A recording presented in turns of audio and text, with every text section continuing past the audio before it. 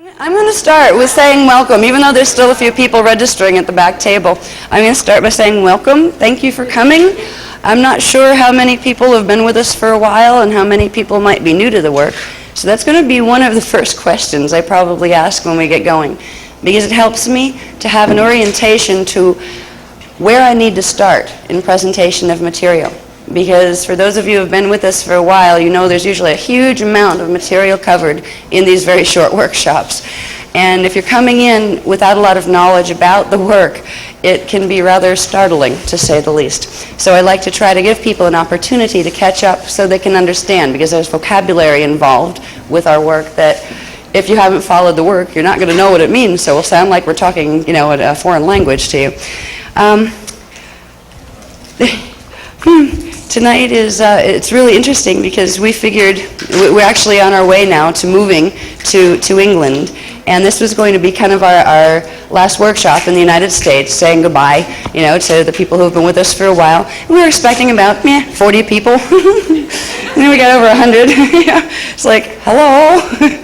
So this workshop, it's very interesting. We just finished a workshop in Phoenix, Arizona, that was quite powerful and profound. It was a presentation of what's called the Dance for Life and the Dance for Love program, with a supplemental section on shadow body healing and related issues. It is the most consolidated presentation of the information in those programs that has been done so far, and it is kind of like, if you were going to look at them all as potential takes for a movie, that's the final take. So at this point, we won't be giving those programs live anymore, because now they are available on video and audio in a way that anybody anywhere can learn them if they want to, in the best form possible. Right now, our planet is in a very unique position, and we're headed for some very interesting circumstances on our planet. Because of that planetary drama that we're all connected to, because we're all on the planet, there isn't a lot of time for moving through kindergarten through 10th grade, let's say, over and over and over again. So we catch it on film, so anybody that wants to learn about the work and catch up can, but we need to keep bringing the next level of information in, because there is progressive dispensations of information that are being given to us by a group called the IANI, of what's called the Guardian Alliance. Now, I'm not going to go into explaining who these people are to people who are new. The information is published in a whole bunch of different forms, from the Voyager series books to the Kathara Healing Program has a little of it. It's in writing if you want to know who the IANI are, if you want to know who the Guardian Alliance is, if you want to know who the 3 Emerald Covenant speakers are, if you want to know what CDD plates are. All of these things that are words that will be foreign to new people, you can find reference to them in published materials. It would take me literally another 2 days in the workshop just to get you caught up that far, and none of us have that amount of time. I will go as far as saying, as if you don't know me, I am Ashana Dean, and this is Michael Dean. We are Spike, we call him Azutanya as well. We use our spiritual names because there's a vibrational resonance in frequency with calling yourself by who you know yourself to be. And for anyone who doesn't know us, we choose to use our spiritual names that correspond to what is called the personal Christos level of identity. So people know us as Ash and Az, Ashana and Azurtanya, or vice versa. So this weekend is going to be interesting because, again, it's not going to be a repeat of any information that has been given before. We thought we'd get away easy, perhaps, and just be able to bring the Dance for Love and the Dance for Life program over to the East Coast, right? No such luck. What we're doing is bringing the supplemental information that was given for the recent July Bermuda trip and the Phoenix workshop, the supplemental part of the Phoenix workshop. We are starting there. So people that went to the Phoenix workshop, they will actually get the next level from the information released here. And it's a really interesting place to start. If you've not been a part of our work at all, you might want to ask your soul, who important were you in some other life that you ended up showing up at this point, right smack in the middle of the college level program? Because you were guided to be here if you're here. That may not mean that you might like what we say. It may not mean that the information will resonate with you. But for some reason, you're guided to be here. Nobody comes to a workshop of this information that isn't guided to be here for some reason or another. I would like to ask the question, are there anybody here that's not familiar with our work? And don't feel embarrassed. It just helps me to know how many people I need to try to move the information in a slower way so they can catch up faster. Okay? One courageous person raise their hand. I have a feeling there's more, though, that don't want to be identified. Okay, I won't do that to you then. All right, thank you for being courageous. So at least I know there's one person as the spokesperson for the group who is just coming into the work. And I will move as slowly as I possibly can, while as quickly as we need to move. There is, again, a huge amount of information to cover in this workshop. If you have been at the Phoenix workshop, or if the tapes aren't available for that yet, so you wouldn't have had it on video. If you have been on the Bermuda trip, where the beginning information that we're going to cover here was revealed, you'll have a head start. Some of the information will be things you've already heard. What we're going to get into are some exciting things that have to do with human potential, ancient human potential. We will also cover reasons why that human potential has not been expressed on this planet since 25,500 BC, and why it is extremely important within the next 10 years, particularly within the next 2 years, that we begin to reclaim that potential for ourselves. In this workshop, and this is just an orientation tonight, we'll move into it slow and easy. We'll talk about some things tonight that are related to what we'll learn. But the learning is going to take place in the crash course in a 2-day period. You're going to be given, I don't know if you've been given it already, you have. Okay, I see some people have it anyways. Everybody have this? These books? All right, no? All right. Is there any more of them? Okay, whoever doesn't have one of the books, would you guys back there help me pick one up, please? Now, these books, beware, if you take these back in your room tonight and read them, and you're not familiar with the work yet, you'll probably think we're nuts. All right. This is a supplemental chart pack, basically, which is a consolidation of information and related graphs that we haven't had time to put in full book form. It would probably be about 400 to 600 pages, just what's in that material there. If it were put in a book form, where all the words that I'm going to say out of my mouth in the next 48 hours or so would be put, on pages in writing. So the books are a supplement to the information that you get verbally during the workshop. There is a lot of information, especially if you haven't been familiar with the work. I will ask one more question. Why should I bother? Because nobody's going to raise their hand. I will simply say in response to the question, I'm not going to ask. Anybody that's new to the work and doesn't know at least the information we've taught about chakras, the chakra system, we will give you spot instruction really quick on, okay, this one's located here. If you want to know what it is, what is a chakra, all that stuff, that's in the Kathara Biospiritual Healing Program. It is extremely defined. It is not one of those light, love, and clueless airheaded manuals you'll get that have like 20 pages in them. It's a 200 and some page manual. So we will be using chakras in all of the technologies of mind and spirit that we use in these programs. And it's important to know basically where some of them are located so you can direct energy there when you're being guided to within the steps of the program, the technologies that we use. In the program, those of you who have been with us know, we use technologies of light and sound. They are scalar wave technologies. There's a massive block of science knowledge behind the technologies we use. It is not just using pretty colors of light or certain tones of sound to make pictures in our mind. We are directly affecting what is called our DNA template, which is the blueprint of light and sound waves that our chemical DNA forms upon. This is a science. This is an ancient science that belonged to all of humanity once upon a time. This knowledge was common knowledge to everyone once upon a time. It was our heritage and it was our gift from the being or source that we choose to call God, some of us here. Some choose to call it simply source. It doesn't matter what you call that original source of creation. If we recognize that there is an original source of creation that all of us have emerged out of and we're always connected directly to, it doesn't matter what you call it. What does matter, however, is how close you will allow yourself to become to that presence and that wisdom and that knowing that is often put under the word called God. We all are walking manifestations of the face of God who forgot who we are. If we can realize we have spirit, you want to call it spirit? God's too big a word. Call it spirit within you. The thing that makes you think, where your consciousness comes from. This is yours. It belongs to you. It came with you. And it is the part of you that is God. Now, it doesn't mean you're limited to your ego mind. There's lots more to it than that. And we've taught that. We've taught the tangible structure of the soul. And we mean tangible as far as physics. There is a physics reality to everything, including the structure of the soul, including the structure of manifestation itself. So for the new people, I would like you to understand that we're going to have to leapfrog over a lot of information first, because there's some very pertinent and important information that needs to be revealed through the course of this workshop. If there's a lot of blanks that need to be filled in as far as what do we teach about God, what do we teach about personal spirituality, what are we part of a religious dogma? The answer to that last question is no. In fact, we're anti-dogma, because dogma stops the person from having a direct relationship with Source. But all of that information is in different versions of published form.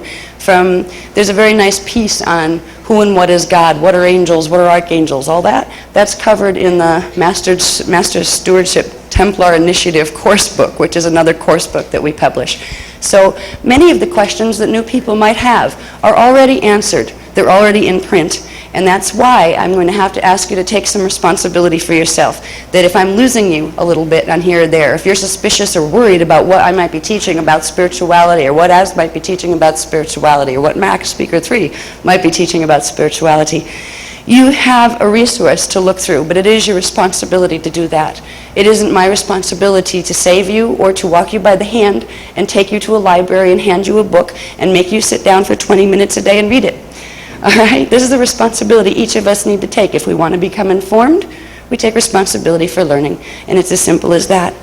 Right now, we're in a remarkable, remarkable period of time, because all of the ancient mysteries and all of the ancient secrets are coming to a head in our present generation. This is a surprise to us, perhaps, but it's no surprise to anybody else out there in the universe. We've been the only ones that forgot about what's really going on. What's really going on has to do with many, many things. It has to do with what's called the Planetary Templar, which is the planetary stargate system, or the ascension passage system. It is a technical physics structure that is very spiritual as well, because there is no true separation between real science and real spirit. They are both manifestations of the God Source. Now, we have taught in many workshops at this point various blocks of information about the science of the Templar. And this doesn't mean we're Knights Templar, because Knights Templar were actually the ones who tried to take over and take control, Antichristos control, of the Planetary Templar. So we are not Knights Templar at all. We teach the original ancient founders' race teachings on the Templar sciences. Our race, the human race and the indigo race, were given the privilege of having this knowledge and being the carriers of this knowledge because we were appointed and created for a very specific purpose. We were created as the free will, love-based guardians of this 15-dimensional universal time matrix. We were the race that was to ensure the safety of the Templar. The Templar Stargate system on a universal level and on a cosmic level is literally the core framework that allows for the manifest expression of three-dimensional space-time holographic illusions that we call three-dimensional life, where we actually experience ourselves not just as floating consciousness, but actually in a body that's in a hologram, where space-time, matter, all of those things seem to be real. The Templar is very sacred. The Cosmic Templar is. The Cosmic Templar holds within itself what is called the Universal Templar, that's a little smaller, and that holds Galactic Templars, many of them, which are smaller. They hold Planetary Templars, and within Planetary Templars, there are the internal Templar systems, or internal Stargate systems, of every living being on those planetary systems. We teach of the external Templar, which is the planetary, galactic, universal, and cosmic level, but we also teach of the internal Templar, which is the part of the Stargate system that you're actually made of. This is where we start to understand our direct and always present connection to the planet, to the galaxy, to the universe, to the cosmos, and directly to God. There's a lot of directions these teachings could go, and if we were not in a period of time that the actions we take now have very important consequences, if we were in a period of time where we had a little more time to kick back and, read some books here, check out spirituality there, do it slow and easy, we would not be taking this course of teaching. The teachings now wouldn't have been released till after 2012. But at this point, in order for us to get safely to 2012, the teachings of the Templar, the secrets of the Templar, the history that goes with it, and the secrets of your inner Templar need to be revealed so we can understand the drama that's about to unfold on this planet that we're beginning to watch on TV, that we're beginning to see manifesting through the political arenas. That's just the outside. It's confusing when you look at the political realities that are taking place right now. It's confusing to wonder, what are the politicians doing?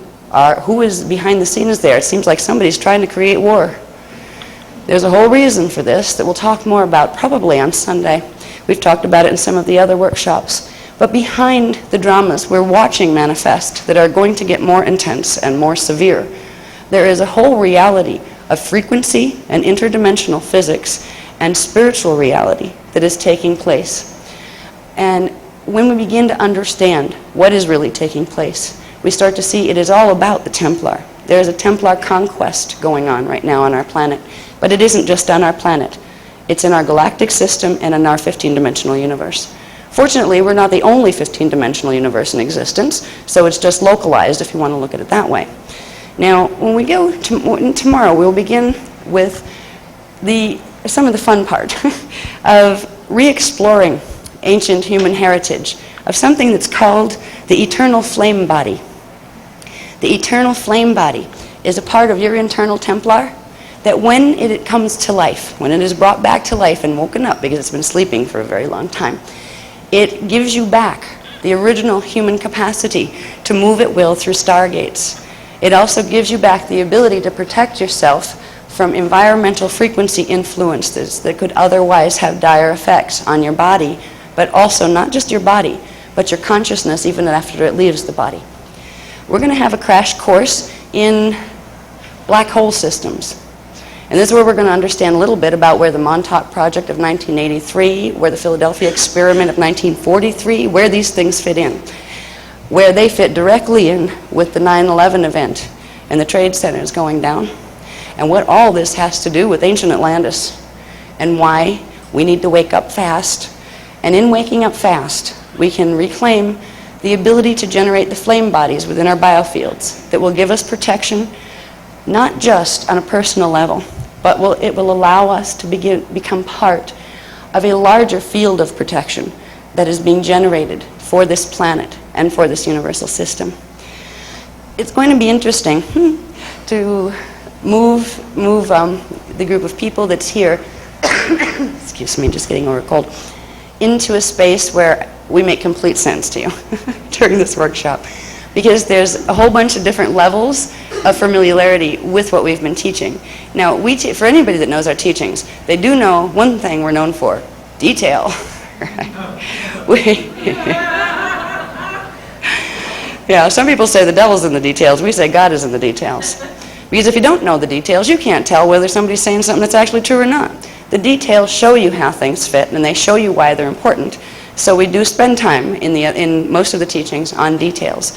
Right now, we're going to give you a crash course in the most important details of how pieces of things fit together, so you can begin to understand a drama that we're preparing to serve as a healing force within. And as we serve as a healing force for the planet, we also will give ourselves healing protection. Because what is moving into our manifest hologram on this planet, we are going to need to be able to hold a field of protection for. I'm not just talking about our politicians getting us in trouble that's going to lead probably to a World War III drama. I'm talking about something even bigger. Some of you might have heard of the planet Nibiru. Some of you might have heard, particularly in the Bible, of a thing called wormwood. Now, these two things are intimately connected to something else that was recorded in the Bible as the beast. We have been teaching for the last few months the mechanics of what the beast really is, what it stands for. And it is an antichristos technology. It is an evil technology that is used by beings that are emerging into our system, and they have been for literally millions of years, from a black hole system, which is a fallen system that it can't support eternal life frequencies anymore. It is a dying system that is trying to feed on our system. The beast is an amazing feat of genius, twisted in on itself. Now, we'll talk some about the beast when we begin to understand anatomy, our own personal anatomy. Because there's a piece of each of our anatomy on this planet. And this is true for the fact that we exist on the planet, because we're picking it up from the planet's anatomy just by coming in here and incarnating here. A piece of each of us called the shadow. The shadow body is connected to the beast. And when we get through exploring what this beastly technology is, they keep giving me pieces of detail of how all these little pieces fit together, and it's just amazing. What this machine, it is an interdimensional, crystalline technology-based Templar control machine that has many, many different pieces and parts to it, that's very much connected with what they were doing in the Montauk Project and in the Philadelphia experiment and all of those things. But it also has everything to do with what they were doing in Atlantis, that ancient place that we don't think is real anymore. It was real, all right. And so was the house cleaning that came afterward to make sure we had no records of it. So by the time this time period came, we wouldn't know, we wouldn't remember, because then we wouldn't be able to prevent some of the things that certain fallen races have in mind. Many of those fallen races were human faces. That's one of the first things that's very difficult to realize, because most human beings, and in what we call indigo children, are very loving inside of themselves. They feel genuine love and compassion for each other and for the planet and for animals and all those kind of things. But there are other human beings that wear human faces, that do not have human souls, and they do not have the capacity to experience what we would call the emotions of love or compassion or connection. They have brilliance of mind, but coldness of heart. We call them those with the black heart. Now, the black heart is also kind of a metaphor for certain parts of the beast technology that have to do with implants. These aren't just little implants that might be floating around in your auric field. They're not just implants that might be stuck in your DNA, messing up the way the chemicals communicate with each other. These are implants on an interdimensional, universal galactic level, which means they're implants that are placed in the cores of stars. They are placed in the cores of suns to create certain unnatural effects of electromagnetic energy interaction that were created for a purpose that is culminating in our time frame. Our time frame is precious. It's special.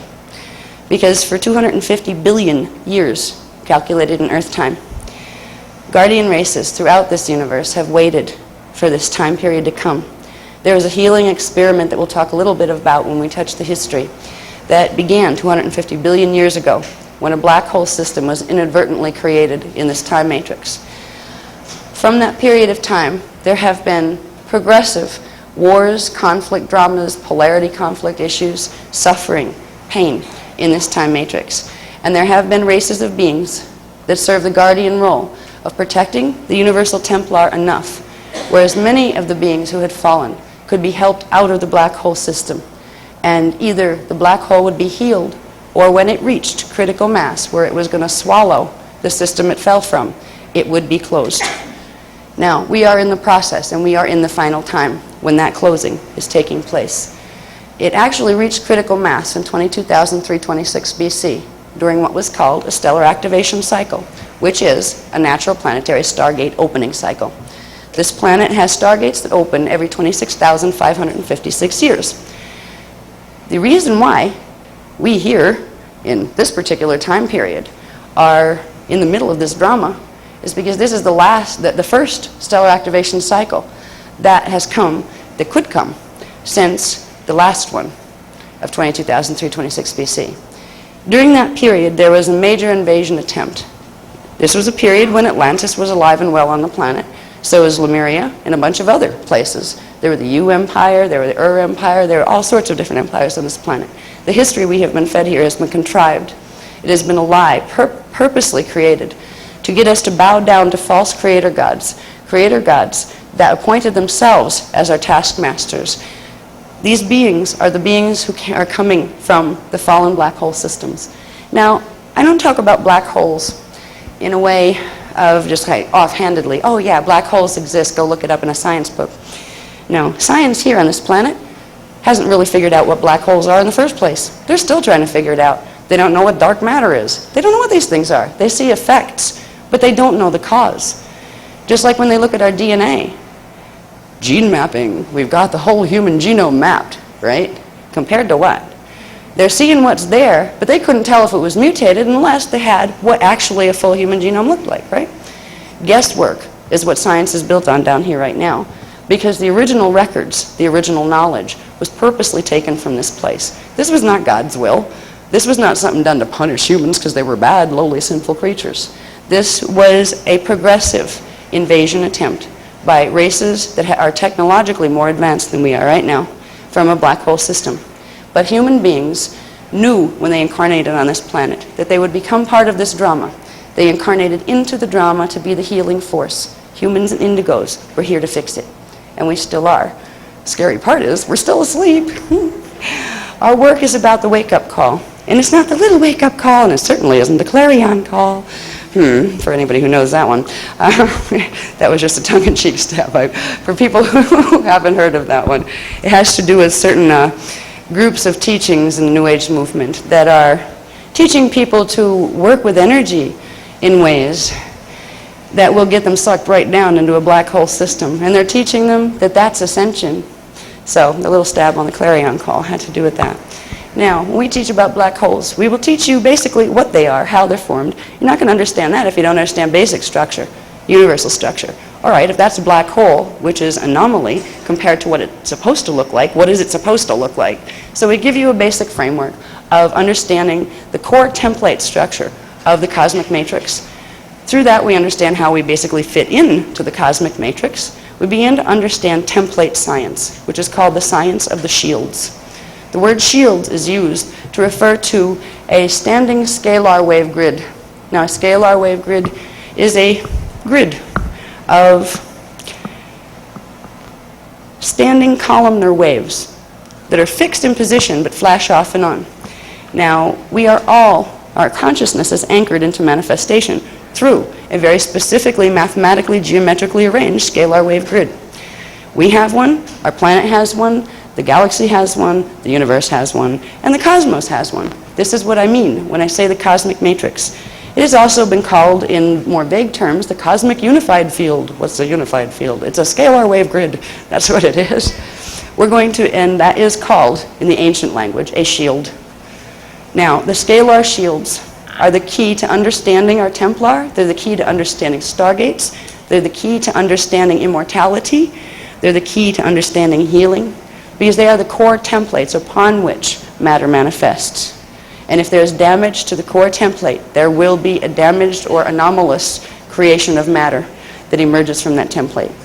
We are on a planet that has very damaged planetary shields right now. They were damaged on purpose by those who have progressively invaded here since Atlantis. These shields were damaged so that they could be ripped apart and pulled into a black hole system and reassembled there. It's called a hijack job. It's like hijacking a bus, but they're hijacking literally a 15-dimensional time matrix, but only 11.5 dimensions of it. This is a massive drama. This is what scares most people away. When people come into this work for the first time, if they haven't been walked through the easy stuff, start with tangible structure of the soul. Find out where your soul, your oversoul, your avatar level of identity is. Find out how you fit so you know you're directly connected to God so you don't have to be scared anymore. Then find out about Kathara healing, which teaches you about your personal template, okay? You get to feel safer because now you get to learn how to run this thing you call your body, right? And get more of yourself and more of your Christ consciousness embodied.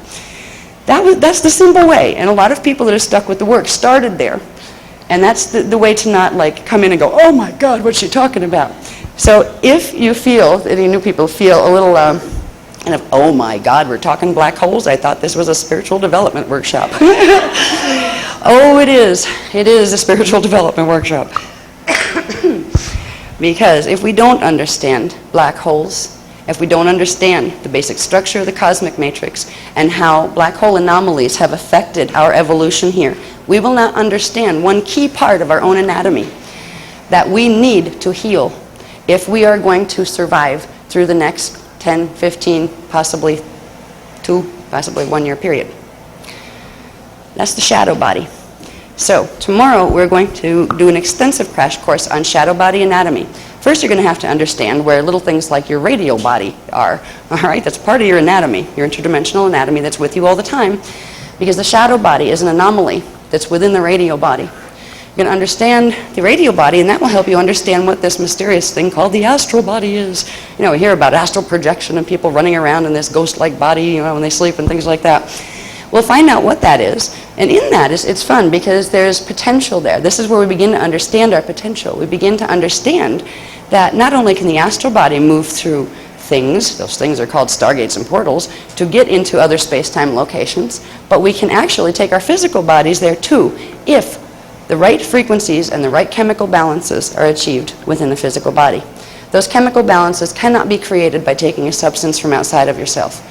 They must be created as a natural manifestation of healing and turning on of your 12 dimensions of your internal template, your scalar grid. So, we're going to be learning a crash course in spirituality and how to sidestep black holes on your way, because we all have a shadow body that needs healing. And in the politics of the events that have evolved, let's say just since 1992, the internal politics that have been going on behind the external ones that you've been seeing on TV and things, in those politics, it's been like, did you ever watch a political campaign where everybody's, oh, you know, vote for me, and everybody's pulling energy all over the place to the point where you watch it and say, I don't care who wins. It's so confusing. Well, this is how the game has been going on between various different races from the fallen matrix and from this particular time matrix, literally since Atlantis and before, but particularly since 1992, when a set of agreements called the Palladian-Syrian agreements were made between certain invading races who agreed to play nice because they thought they were going to lose from the other invading races. Those agreements were broken. They were peace agreements with the guardian races. They were peace agreements with the human race. They were peace agreements that promised that certain races would not attempt to take over the Templar and suck it into a black hole during the stellar activation cycle. Those agreements were broken on September 12th of 2000.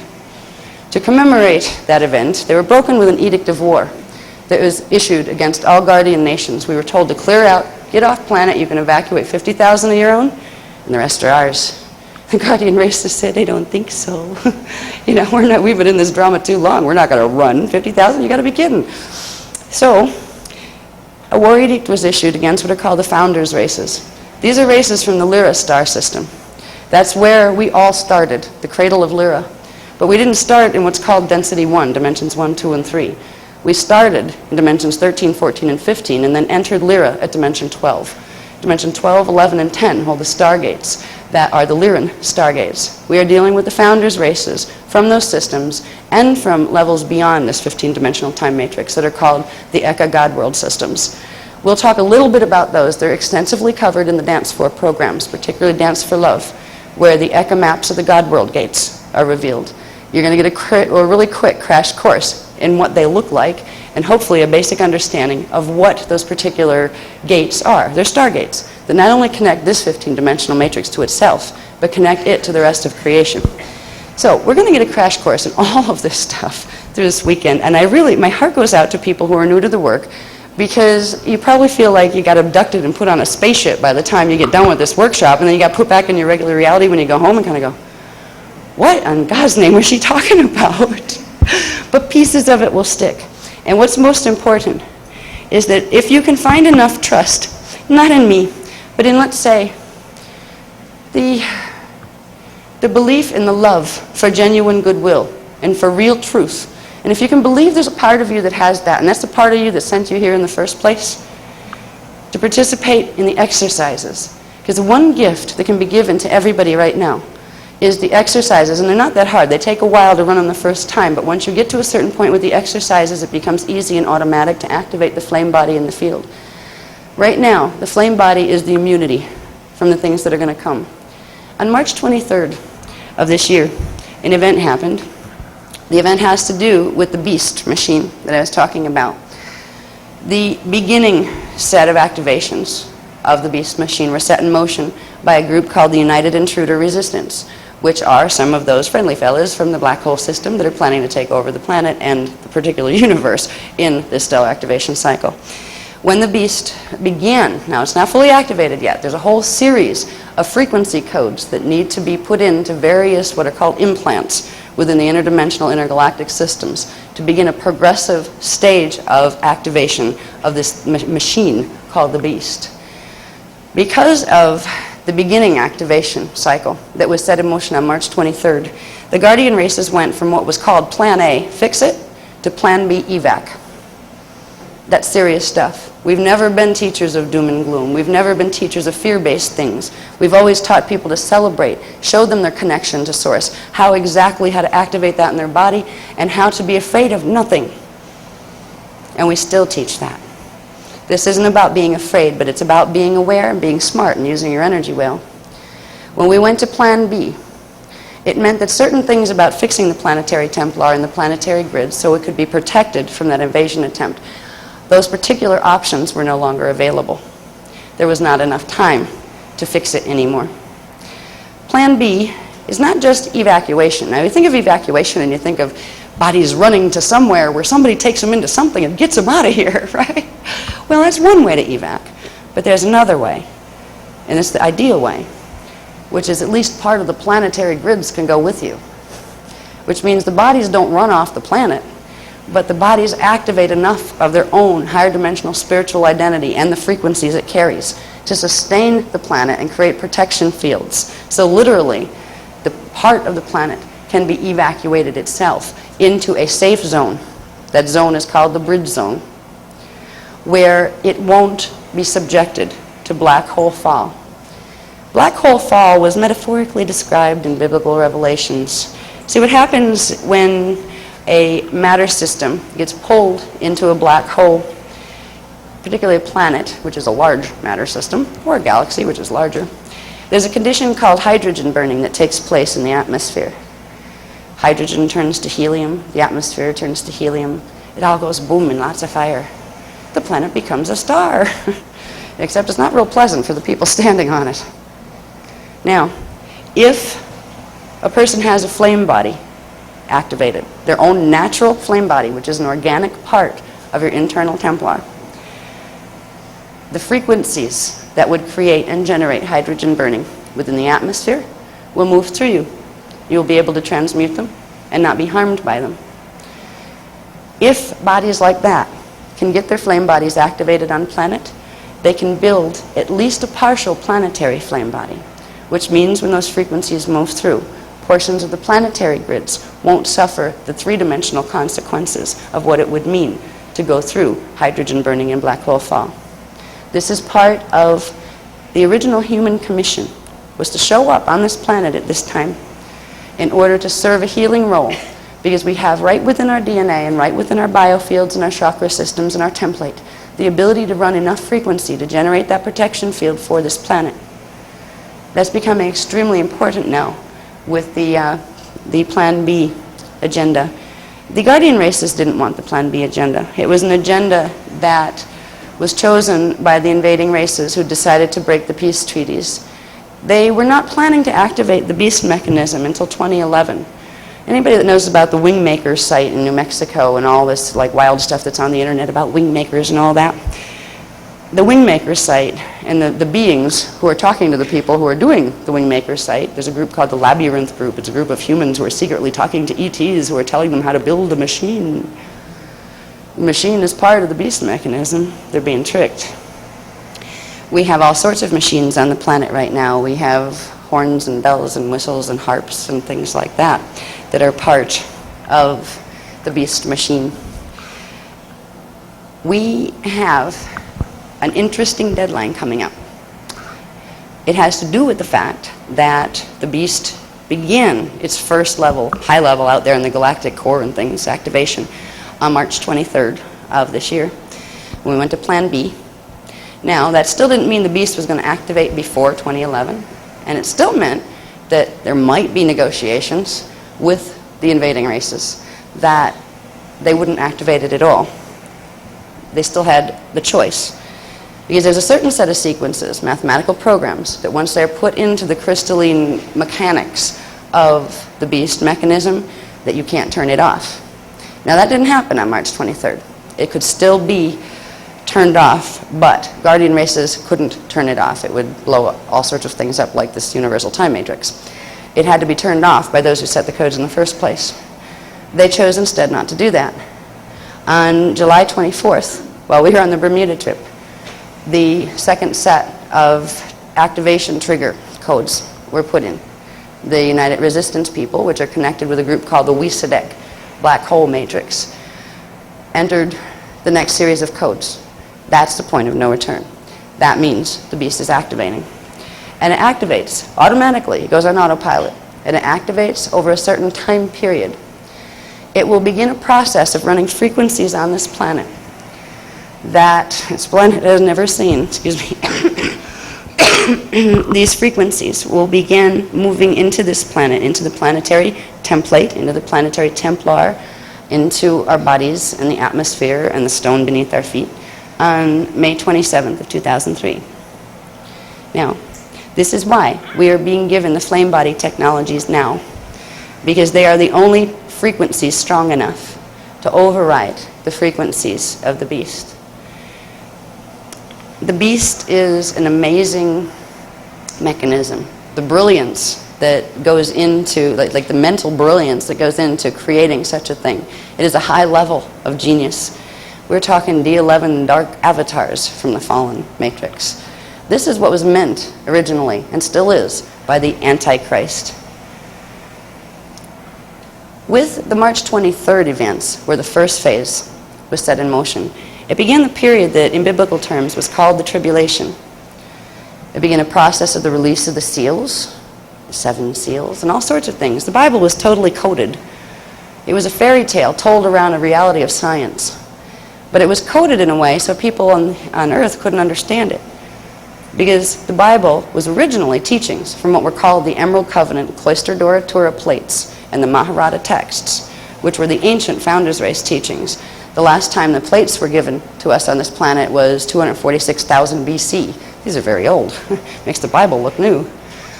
These things were originally retranslated by the person who became known as Jesus Christ in the Bible, and by the people who worked with him, by his half-sister Miriam, and by who was Speaker 1 in that lifetime, a person called John the Baptist. They had translated the information we're teaching now into the biblical text. And boy, were they hunted. The Pharisees, the Sadducees, the Romans, everybody ganged up on them. And what culminated in becoming the Bible were the remnants of those teachings that had been confiscated by the Church of Rome. They took out most of the history, they twisted parts of it, and they took out the science teachings. But they left parts of the fairy tale, particularly in the book of Revelation. The Bible used to be a holy book, and it still is written in code. But the code was changed by races that live on this planet that are connected to the black hole races. Those races are called the Leviathan races. Collectively, they're called the Leviathan Force. They are a hybrid race of people, also known in contemporary times as the Illuminati family lines. These family lines, most of the people who are in them are asleep too, but they're being manipulated from behind the scenes until they wake up, and when they wake up, they're usually not very nice people. The Leviathan races were created in the Atlantean period, beginning, I believe, 150,000 BC. They were a healing experiment of hybridization that the guardian races allowed and the human races helped participate in to try to assist certain of the fallen races who had tried to invade here and created an animal form that they used as slave labor when they would invade. The invading races were the Anunnaki races that you hear some people talk about out there. The form that they created was what we call the Neanderthal, but it was really a combination of stolen human gene code. It was made in a petri dish, basically. It was laboratory created. It took the genome of various animal beings, part of them from a planet called Nibiru that used to be in our solar system, and combined them into creating a slave animal form that had a bit of intelligence that they gained from capturing humans, torturing them, and doing genetic extraction that they could then later use for genetic combining. Just like here we are going into a phase of science where we grow ears on the back of mice. Well, they were combining things to come up with things. And one of the things they came up with was an ape-type hominid that was called a locus in true terms. It was called the Neanderthal when you look back and what our science calls those things that they find ancient bones of. That was used as the base of a hybridization, or what's called a bioregenesis attempt, on some of the fallen races who had agreed to play nice. They wanted help out of the black hole system because they can't live in a natural system because their templates actually carry reverse mathematical coding. There's a way to help them to a certain degree if they don't completely fall. But if they completely fall, you can't reverse the damage. So there was an attempt made to heal these races on this planet in Atlantis. And that attempt backfired, because once they got into body on this planet, they took over those race lines. There was several upgrades, 5 altogether. I think it was the second upgrade from the Lucas to the Iluli races. And the Iluli races, the first one was the tribe of Levi. All right, this is where these names are coming from. They were put in the Bible as if they were the real 12 tribes, human tribes, as if they all came out of Israel, as if they were all Hebrew. They weren't. But anyway, these races have been cultivated and raised here. And they've been raised as clueless as anybody else. We've all had our memory banks wiped out. That's very easy to do if you understand DNA and magnetism and planetary grids. All you have to do is mess with the planetary magnetosphere, and it will affect the function of human DNA, which affects the function of human memory. There were events that took place here, one of them notably in 3,400 and, what was it? What is that, 3,400 and something 6 BC? The Tower of Babel story in the Bible. That was one of them. We have all these dates. It's been a while since I did the history, and I used to have them. I can do them off the top of my head, but there's more important stuff right now. But all of this history has been recorded. Some of it is summarized in Voyages Volume 2, 2nd edition. Some of it is in the Templar course book. So I'm not just talking off my sleeve. I know, this stuff has been revealed to us. The information on the history has been revealed off the CDD plates, which are the ancient records. They are records that were kept by races of beings called the Iani races, who exist in a place that has come down in our legends to be called Inner Earth. But Inner Earth isn't at the core of our Earth. It's actually through the core of our Earth and then through the core of our Sun and up into the Lyra system and through the core of Lyra Aramitana, which is what our scientists call Lyra Double-Double, the star called the Double-Double. Once you go through those gate connections, you get into a place called the Inner Eka universe system. This is the original system that our systems here manifested outward from. When we begin to understand some of the things that we'll cover tomorrow, which are a really quick crash course in the Eka maps of the God World gates, you'll start to see where the Inner Eka system is in relation to our system. But these races, these are the original founding race humans that have been the guardians. They are eternal, by the way. They do not experience biological death. They have overcome that. Humans were not originally created to die. They were created with a template. They had the ability to ascend up and down the stargates at will. They were created as avatars and spiritual masters. They weren't intended to experience biological death nor reincarnation, but they ended up trapped in those cycles because of DNA mutation that blocked their ability to bring the frequencies into their body. So we have some friends, lots of friends, up there in the universe. We have lots of friends further up in what are called the Eka God Worlds, which are reality systems that are vast and massive compared to the little ones we know when we look out with our Hubble spacecraft and see when we see our universe. This is one tiny little three-dimensional universe. There are 5 of those just within one 15-dimensional time matrix, and there are many 15-dimensional time matrices. So we're not alone in this drama, and God is always with us because we can never be separate from God. We are literally, all is taking place within the actual consciousness of God itself, and it moves through all of us. When we begin to open our frequencies and get ourselves back into our bodies, get our soul into our body, then our oversoul, then our avatar level of identity, then what's called our rishi level, and then our own ascended master level of identity, we begin to know God very closely because we begin to experience the feeling of less and less separation between ourselves and the magnitude of all creation that is God. So we don't have to be frightened in the drama that's coming up. And there's some fun parts of it too. Heck, it's like losing a wonderful gift you had. You put it away someplace, and then you forgot you had it, and we're getting to rediscover it again. We're getting to rediscover humans' ability to know eternal life, to know instant healing from the inside out, to know how to go through a stargate and end up in another time, or another place, or another density level. It is a time that is truly unprecedented in the history of this time matrix. 250 billion years ago, before this system down here was created in the lower densities, there was a trauma that took place between what are called the Christos founders races, and a whole group of them called the Anu Elohim fell. They became twisted in their thinking and in their templates, and they waged a war that destroyed what was called Stargate 12, the pre-matter divine blueprint for this, the 12 dimensions of this 15-dimensional matrix. That's where the trouble began. With that trouble, there came a decision from the races who hadn't fallen, a decision made of love, a decision that there would be a healing experiment allowed. It was an experiment because they didn't know if it would work.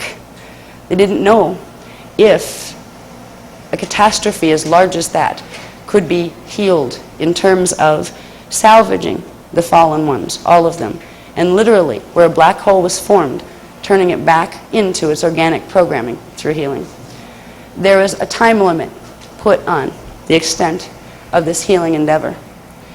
It would either end when everything was pulled back out of the black hole and healed, or it would end when the black hole got so big it was going to pull in the whole 12 dimensions of the 15-dimensional time matrix.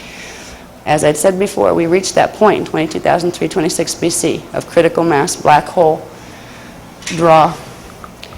There was a final conflict drama, a battle, a war that began there. There was an event called the Iani Massacre when the races from the inner ecosystems came here. They came here to help, and they were literally wiped out by the invading races and by some trickery that went down. The trickery has to do with a book that's coming back into our world these days called the Emerald Tablets of Thoth. That was information that was stolen from the CDD plates and used pervertedly to mess with the stargates in a way that allowed for a massive invasion to take place, so the ones who came in to help were decimated. But there was also a stalemate that was rendered during that time period. A stalemate because in order for full invasion to take place here, the stargates have to be open. When the Iani Massacre took place, the Iani had one final little victory in that. In their failure, they had one victory. They were able to run the frequencies to close the gates fast. It created partial pole shift, but it stopped full descent of this planet and the systems it's connected to into the black hole system. The conflict drama, the final conflict battle, which has been long called the Battle of Armageddon, was put off until the next Stargate cycle when the gates were open. That's now. And we're in the middle of it. The only thing is, we haven't seen it yet. Unless you happen to have your astral eyes open and you're running around interdimensionally. Then you'll get it. Excuse me. What's taking place right now is, it's almost merciful that it's moving fast, because if we knew this, all of this information, and then had to sit here and wait till 2011, it's like, it's almost more painful that way. This is why the information is only given to us as we need to know it. The guardian races don't want to traumatize us. They will give us what we need to know when we need to use it. They won't try to give us information that's so-so. If it's like, well, it might go this way and it might be a negative thing, they won't tell us that. They won't tell us a negative until they know. Because if they do, all they're going to do is generate our fear patterns around it, and we're going to energize it, and it'll help make it happen. When they begin to tell us serious stuff about serious things happening, it's after a whole lot of checks and balances. They don't just say those things to us offhandedly. They don't just say them if they're not phase locked, as they call it, into the grids. The word phase lock is interesting. We'll talk about that tomorrow and the next day too, as it applies to our DNA and some other things. But phase lock means locked into, okay? You're in a phase or a particular pattern and you get locked into phase lock. Our grids, planetary grids, those planetary shields I talked about, phase locked on March 23rd of 2002. That phase lock means certain things are no longer an option for healing. Now, when you add the next level of activation of the beast to that, that makes the situation a little bit more time to stand up and pay attention. We're being given the technologies, and you will get them in this weekend. You may not get the whole story. I mean, there's lots of books already that we've written in the last 4 years. All this information has been given in 4 years, in a 4-year period. That's huge. We can hardly keep up with ourselves trying to translate it and get it on paper for you. But you will be given the flame body activation technologies. That is the beginning. That's what can you do if the drama is so big and everything seems so like amazing? What can you do as one single person just trying to have a decent life and hopefully trying to be spiritual? What can you do to, first of all, feel okay when you wake up in the morning and walk through your day. If this stuff is going to happen, and you can leave it at that. If you're new to the work and you're not too sure, that's okay. You don't have to believe us. We're not here to prove anything to anybody or to make you believe our way. But the flame body activations will give you a whole bunch of advantages. First, will help you to get yourself into body, like your soul, your oversoul, and your avatar level, your Christos consciousness, into body as quick as possible, which means you'll be able to figure a lot of this out by yourself much more quickly.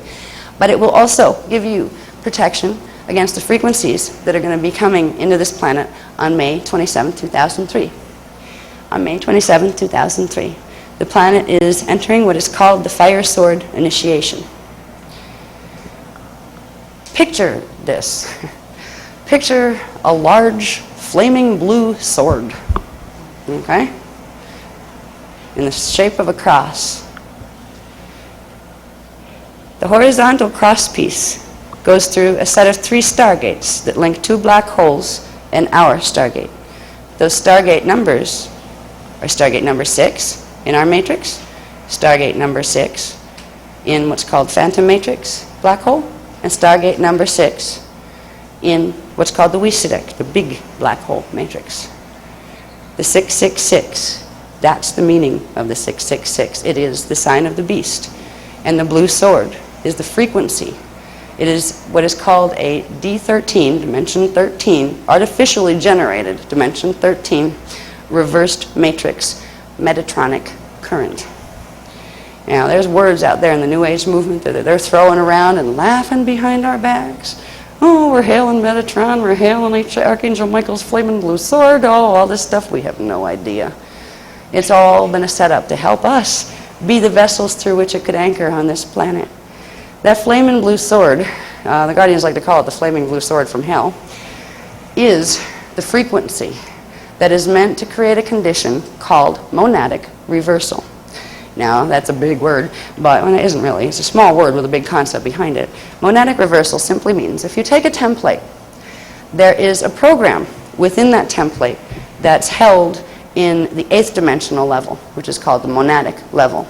It's connected to bigger parts of the program that hold the mathematical manifestation program for the whole template. If you take the mathematical program upon which a template or a shield was built, and you mathematically reverse it, that is called monadic reversal. In order for our system, or any one of our bodies, or any one of our planets, to be pulled into a black hole system, requires that our shields undergo monadic reversal. The mathematical programming has to be reversed. Now, to do that, you have to run very strong frequency using the alternate reversed mathematical pattern into the shield, into the bodies, into the planetary body, into the galactic body, into the solar body. And if that frequency is strong enough, the stronger or dominant frequency will reset the pattern. Normally, we would be protected from that kind of thing because human bodies and indigo bodies have the ability to run what's called D12 frequency. That's pre-matter hydroplasm liquid light frequency. That is the Christos frequency. Dimension 12, it connects us to the higher parts of the universe, the primal light and sound fields of dimension 13, 14, and 15, and higher. D12 frequency usually is enough to clear any reversal distortion in any template. Now, this planet has had D12 frequency shut off and blocked from the grids since 208,216 BC. That's a long time. Fortunately for us, the Guardian races finally repaired the Templar enough here to get it activated on January 1st, 2000. And that's when the shit hit the fan, put it bluntly. That's when, stargates are going to open, final conflict drama, it's time. So, in the gift, there also came the payment for the gift. We have to clean up a mess that's been in this system, on this planet, for a very, very long time. The D13 reverse current is an artificially generated current created by all sorts of crystalline implants and things called lenses.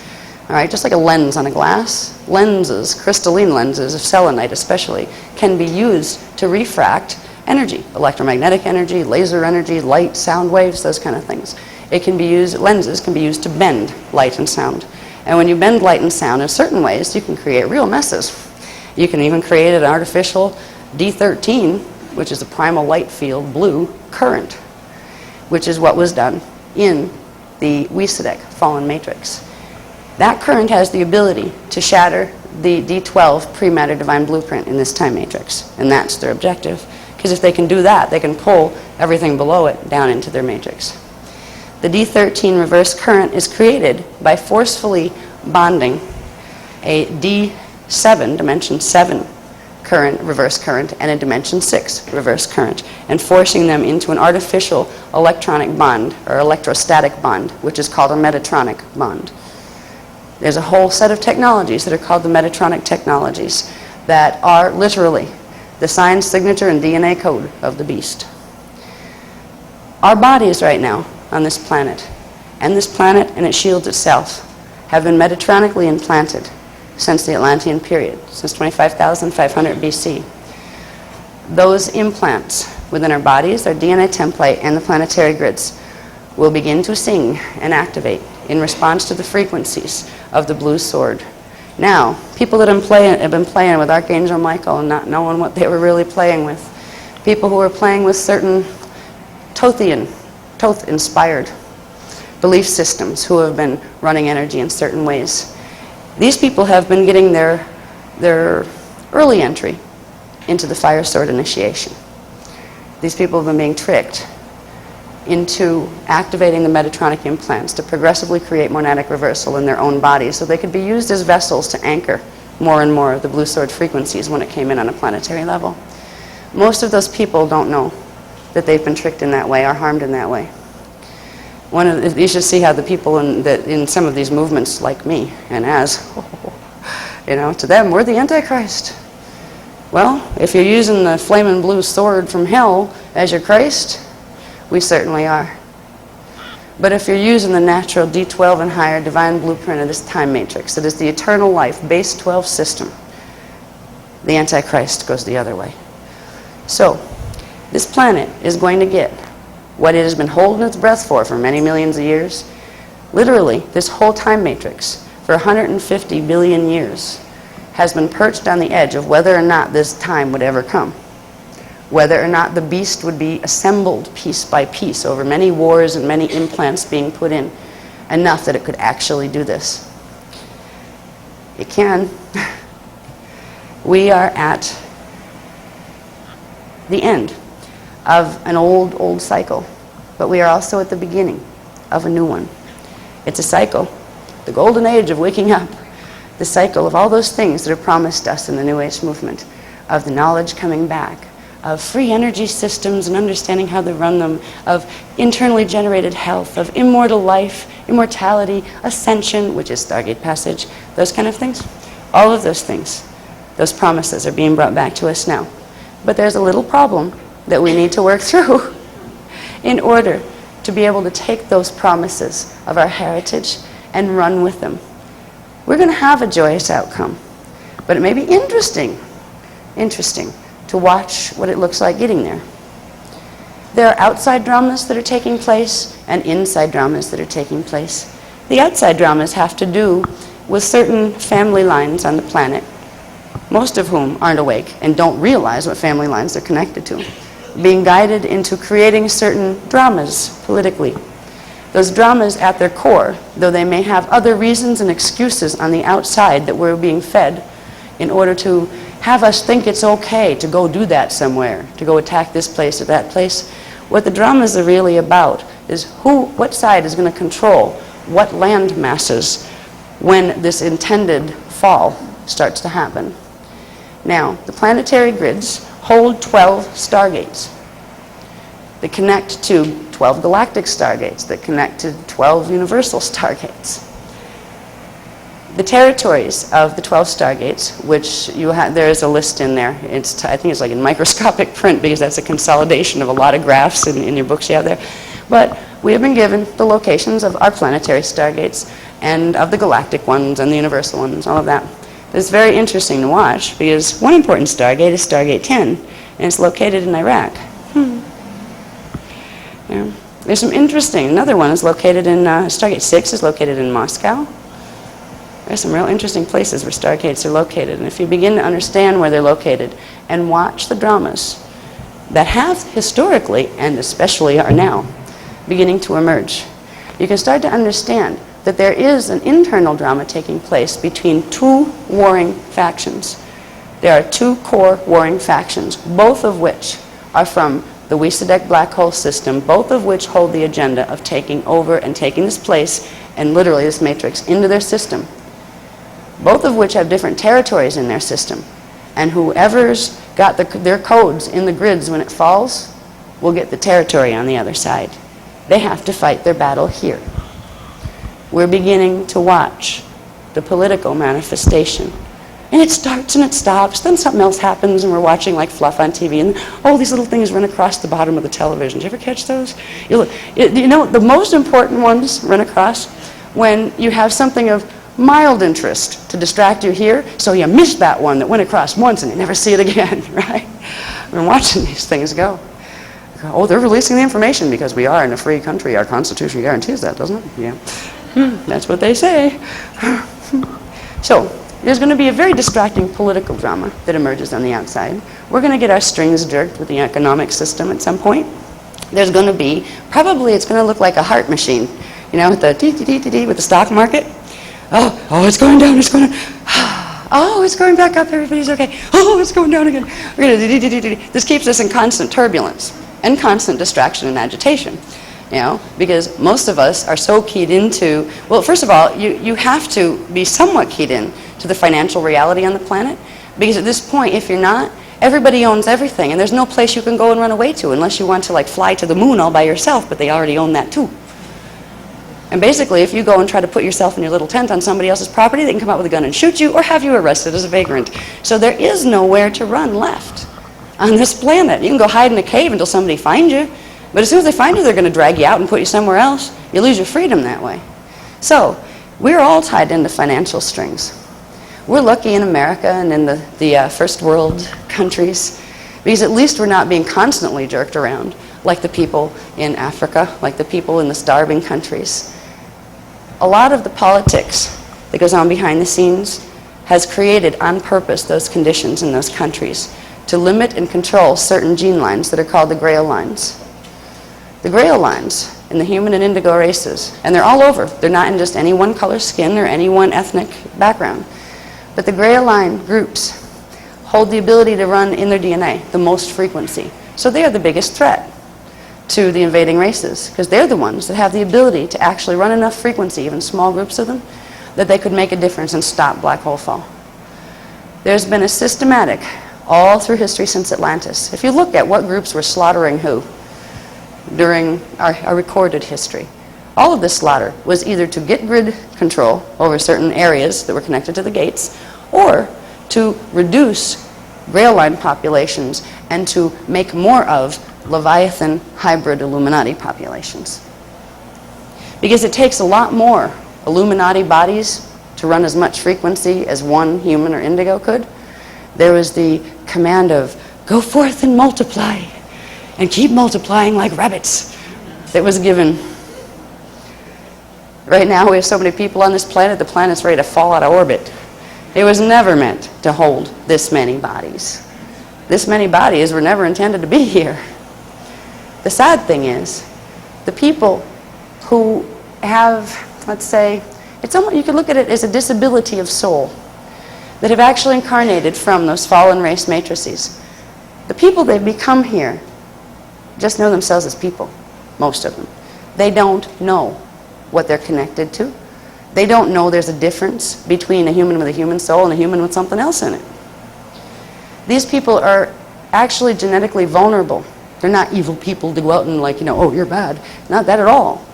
They have a genetic vulnerability that means beings from the black hole matrix can, if they want to, push their way into their body forms at some point for full takeover. In the old days, they used to call that possession. In the science days, they used to call it essence displacement. If the Wysadeks do it, it's called absorption, because they don't just displace the being that's in the body. They absorb it. They tear its template apart and reassemble it on what's called the base 8 reverse Metatronic code. And that's how they get into bodies here.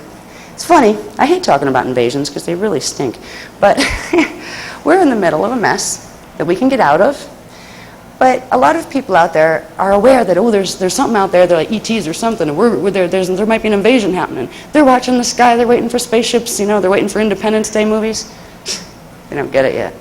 The invasion is coming through the bodies themselves, through the biofields of the people here, particularly the Illuminati people that have the vulnerabilities in their gene codes.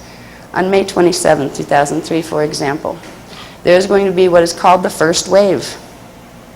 The first wave of D11 dark avatars coming into body on planet. They've already prepared the people. The people are already have their Metatronic implants activated. It's just a matter of going in for the kill. It's not going to kill the bodies. They're going to wear them. There are, I believe, and I asked for a check on this, it wasn't 2 million, it was 20. There are 20. There are 20 million, a wave of 20 million of them coming in for a full body snatch on the 27th of May alone. That's just wave one. Now, it's going to be interesting. So watch the eyes of the people on TV that are in political positions and stuff. Just watch them. Just see if they act like the same people. Feel the energy out around them. Except the interesting thing is, you might want to do that, unfortunately, with your neighbor or your minister or your doctor. If you're somebody important, you might get one personally sent just to mess with you. Somebody important means you have a lot to wake up to in your gene code, and you're actually a powerful avatar yourself that just isn't awake yet. They're the ones that they'll send in the harassment team for first. Now, this isn't good news. I hate being the harbinger of bad news. It's not a role I like. I remember I was eased into this stuff gently, so the people who are just coming into this, bless you, because I remember when they're progressively letting me know little bits more about, well, there's a few problems. All the Ascension stuff is great, and the Stargate stuff, it's all true and all there, but there are a few little historical problems that we kind of need to work out. I remember I went through, at times, feeling devastated emotionally. I felt horribly betrayed because I thought I was just going to be one of those New Age teachers like all the other guys, and we'd all get along really well because we were all on the same team. Oh, boy, was I disappointed. It was very, very hard, even with the fact that I've had knowledge of all of my incarnations open since birth. I remembered my fetal integration process. I remember the Eoni, and I've had physical contact with them between the ages of 4 and 7, and I've had training with them all along. What they didn't train me was the full history records. They protected me from that knowledge. I have memory of being in the dramas that are recorded in the CDD plates. But even all of that wasn't enough at first to prepare me. When I started having to face the scope and the scale of the drama we're in, I went through, I wouldn't say I was afraid. It wasn't fear. It was just a very deep sorrow and disgust. Anger, but you couldn't even be angry. You're just, oh, forget it. Get me out of here. That was my first thing. Can I please leave now? It's like, leave or go back to sleep, one or the other, because at this point I think ignorance is bliss. Unfortunately, that is a stance a lot of people will take. And I have a lot of compassion for them, because it is nicer to think everybody gets along and the whole New Age movement is going to co-join with the older age movement and the traditional religions, and they're all going to be one lovey-dovey worldwide religion. Excuse me, that's called the One World Order. Everybody's going to be happy. Stargates are going to open. We're going to have our wonderful brethren from the sky come and tell us our history. And call us and say that they're the creator gods and that we have to bow down to them. The whole lie that we've been fed here is so much easier to digest and to believe and to accept as the truth. We can go run for our Bibles or run for our Korans or run for our New Age next channel book that we can find. But it isn't going to change the reality of the drama. The reason this information is being revealed to us now is because we have the power, if we know who we are, to do something about it in a way that is helpful to everyone, those who will rise and those who will fall. Because at this point in the drama, there are 2 paths of evolution, only 2 now. There used to be 3, one called Phantom Matrix. That is not an option anymore, because Phantom Matrix is being sucked into the Wysitek black hole. It's like one black hole swallowing another. There is what is called the path of ascension and the path of descension, de-evolution. The path of ascension or being able to regenerate the ability for Stargate passage and spiritual integration and spiritual mastery and eternal life. That is part of what is called the Bridge Zone Project, where we will be protected and we will assist the guardian races in protecting as much of this planet as we can to bring it through into a safe zone where the races and the life forms on this planet have an opportunity to evolve for about 2,000 years in a protected field where they can literally get back into their natural rhythm of what time was supposed to be. Evolution had a certain rhythm to it that was supposed to be happening here. Since 25,500 BC, we've been trapped in an evolutionary loop that is totally unnatural, that was created by certain elements of the beast machine. Not the whole thing, because the whole thing wasn't activated. The other path is black hole fall. The mercy of it is the people who fall won't know they did, because they are being blocked from this information. They are being told this information is evil. They are being told not to listen. They are not activating their flame bodies. They are activating their Metatronic implants, and the flaming blue sword will begin to pierce their bodies and run down through the center of them and cross over through the heart chakra until it fully integrates their whole system. What they will experience is something that will be remembered when the final separation comes, something that will be remembered by the ascending races. So we'll be the ones that carry the sadness of the memory of the people who made other choices that were really self-defeating. They won't remember when they get to the other side. First of all, to fall into a black hole, remember I said hydrogen burning? The bodies will perish. You can't keep a body alive and drag it through a black hole. The templates will fragment and the consciousness in them will fragment, but they will be held in what's called an electrostatic suspension field, otherwise called the NET, which is called the Nibiruan Electrostatic Transduction Field, NET for short. That is part of the beast mechanism that was put in on this planet in 25,500 BC, and right now is holding our shadow bodies in suspension. So there are two paths of evolution, and we have a choice. Whatever choice a being makes, they are loved, at least by the guardian races. If they make a choice because they are so conned into believing the twists and turns of ideologies that have been promoted by the black hole systems, there are reasons too that people will make that choice. In truth, there are no victims. It may have been that in Atlantis, that same being decided to take the fire sword initiation, fully knowing what it meant. Now, you'd think you'd have to be pretty twisted to make a dumb decision like that. That's what all of the founders' races thought too, for the races who chose that way of living. Most of the people who took fire sword initiation at any point in their incarnational history did so first out of trickery. First, they were tricked into thinking it was ascension. Secondly, they were tricked into thinking the true ascension teachings were the ones that would harm them. And they took the initiations, and once the initiations were took and the flaming blue sword's frequency began to activate in the body, it progressively allowed the mind to be taken over by the mind of a Wisadek, which are one of the ones from the big black hole matrix. And once the Wisadek's in your brain, there's not a lot of you left, because it thinks for you. You know, there's a system out there right now, a popular New Age system, that calls them thought adjusters.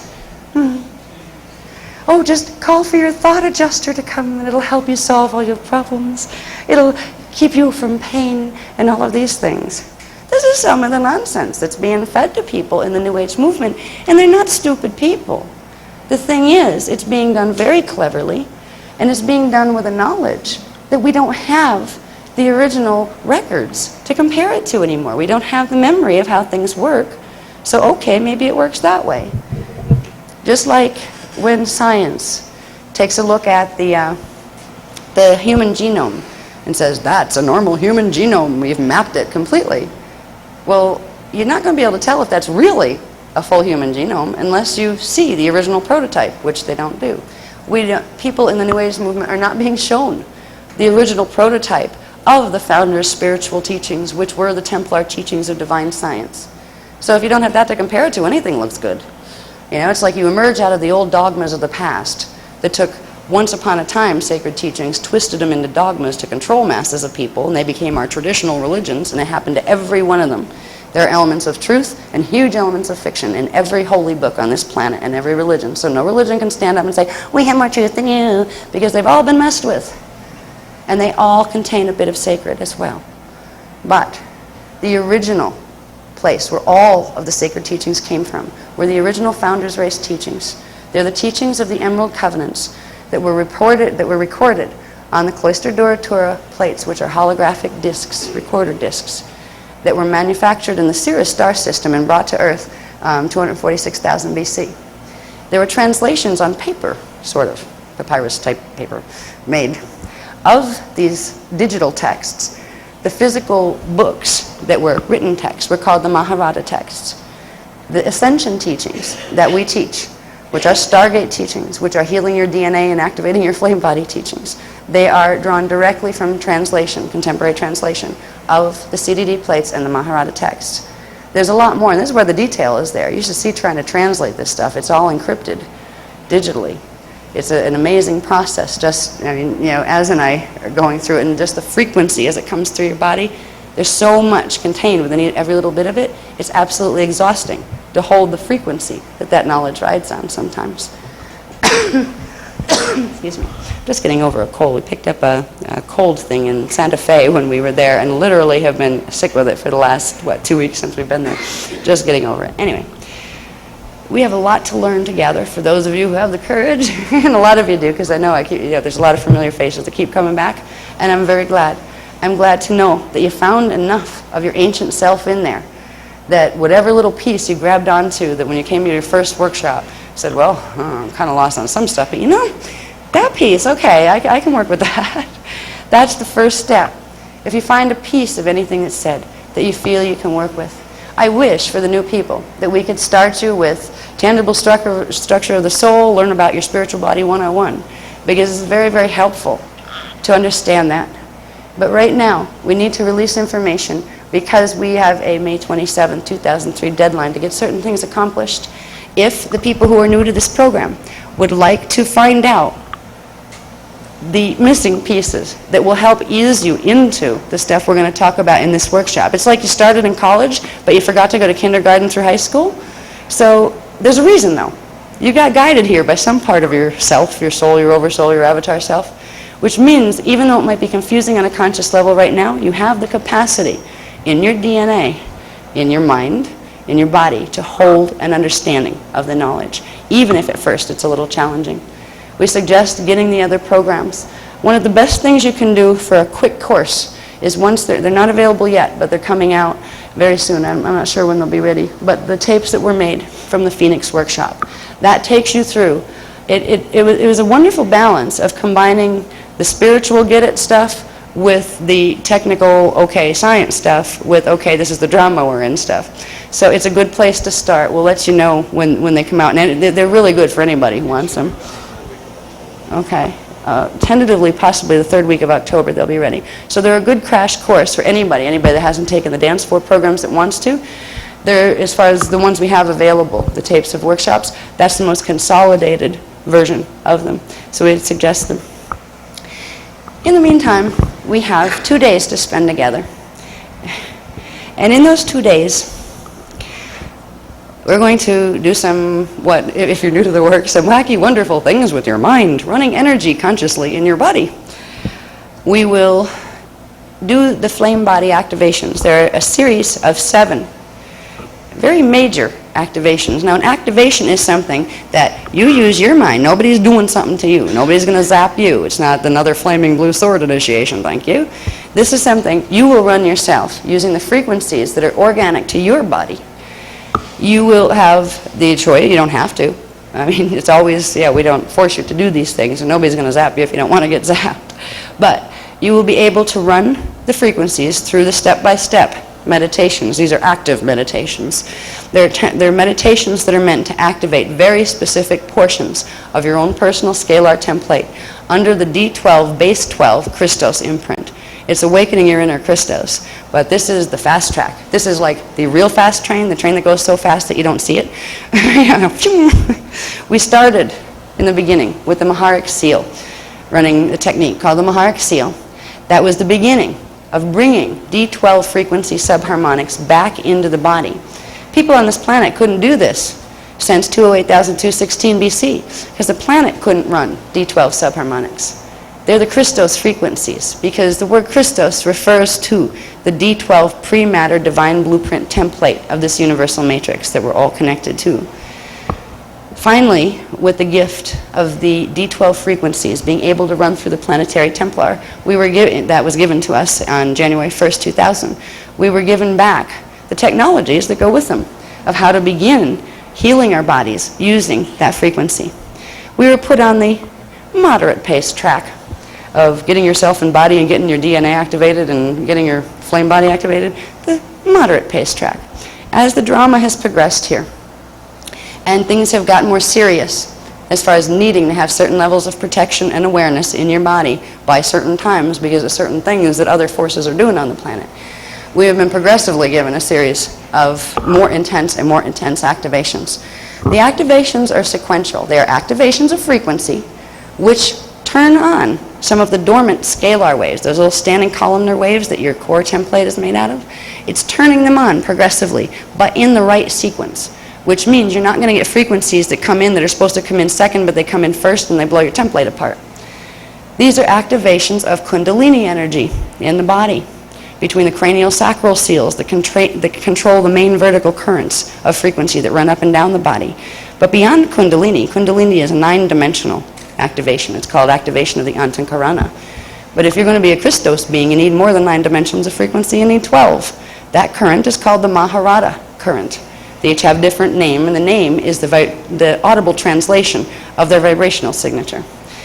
So we are activating not just Kundalini, but the Maharada frequencies above it, the D12, Christos, liquid light, hydroplasmic, pre-matter template frequencies of you. We each have one, the planet has one, the galaxies, all of it. You're bringing that part of you. It's not just a frequency, it's also a consciousness. You're awakening it in your body. With the flame body activations, which require running D12 frequency as a minimum, you cannot activate what is called the Amareya flame body in the body or in the field without first activating the D12 frequency subharmonics all the way down in your dimensional parts. The D12 frequency, the Maharada ray, as they call it, is the pale silver liquid light carrier wave that the higher frequencies can run on. When we activate the Amareya flame body, we're activating what are called the primal light fields as well. They're called the Kundare currents, the Kirishe currents, and the primal sound field currents beyond them are called the Kundare currents. So literally, this is the Kundalini's kindergarten. That's getting activated too, because you're activating not just this, but all of the frequencies above it. Now these are literally frequencies that will expand in your body. First they'll expand in your DNA template, the scalar wave program in your personal shield that controls how your DNA chemicals are going to manifest. Which means, as you begin to activate, you are going to begin to make first subtle changes in your DNA. There's some wild and wacky things that begin to happen sometimes with this. First, it's usually you think you're going through menopause, male or female. And you can be like 10 years old or you can be 100 and you're still going through it. Because there's heat flashes or cold flashes. And it's like, you don't need to run to your doctor for hormone therapy quite yet. First, find out if you're working. See, everybody's activating DNA on the planet right now, but most people are activating it with the distortions, the Metatronic distortions in the templates. So they're getting all sorts of wacky symptoms. And the pharmaceutical companies are creating lovely alternatives so we can block the fact of those symptoms from our minds. There's a lot of misdiagnosis of things going on because doctors don't know about core templates or how they behave or DNA activations. Isn't that convenient? Our science has been guided here by guess who? So if we begin to realize when we do activations, we're activating Kundalini, which activates, actually we're activating DNA template, which activates Kundalini in the body. There's all sorts of neat things that happen. My skull cracked. I have a crack that runs literally down the front of my head. It looks like a vein from the side, but it isn't. It's actually a crack. There's sometimes bumps will form on the head, and a couple weeks later they'll go away. The head is stretching. Bones are doing things that doctors tell you they can't, that scientists tell you they can't. Sometimes your foot size will change. It might shrink and then grow again. All sorts of weird, wacky things. Your weight might go up and down and up and down.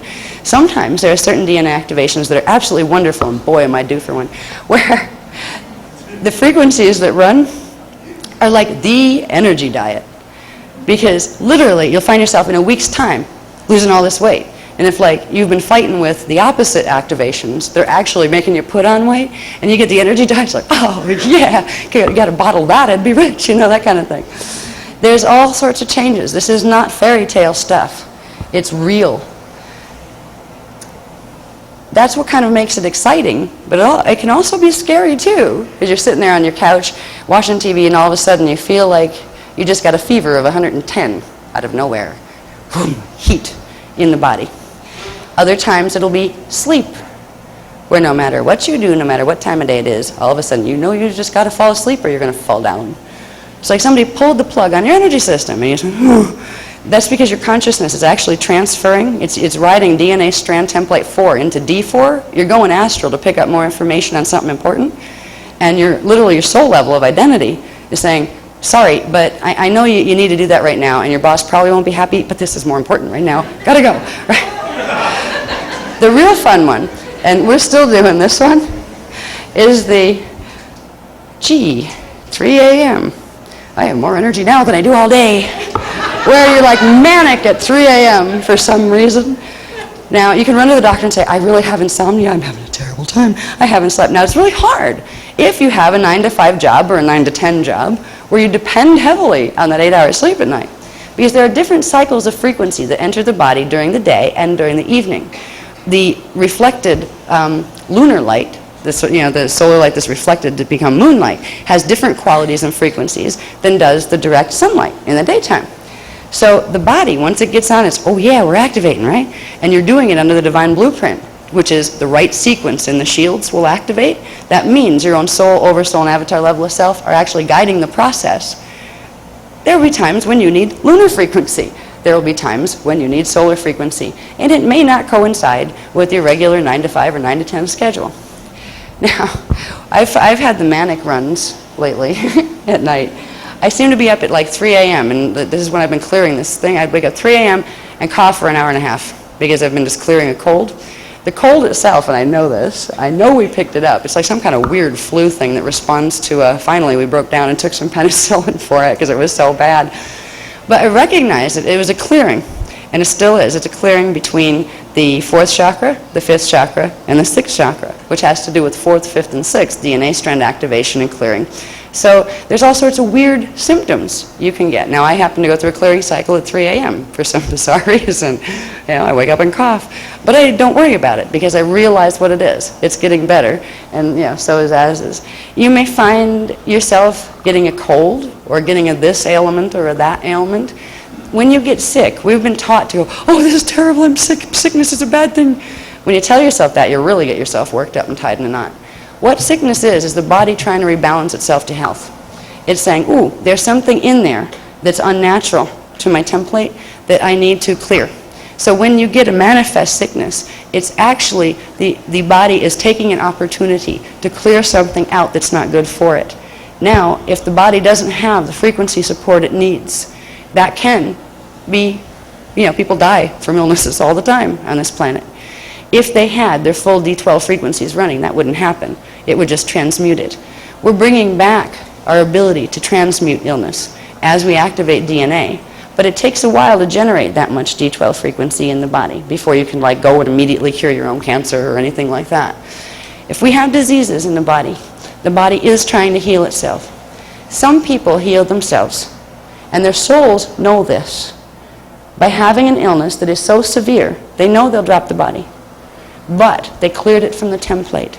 So they know that the next body form that they move into and incarnate into will be one at a much higher frequency level without the distortions, which means they might be able to ascend out of density 1, dimensions 1, 2, and 3 systems, and into the next level up and get out of the gross matter density systems down here.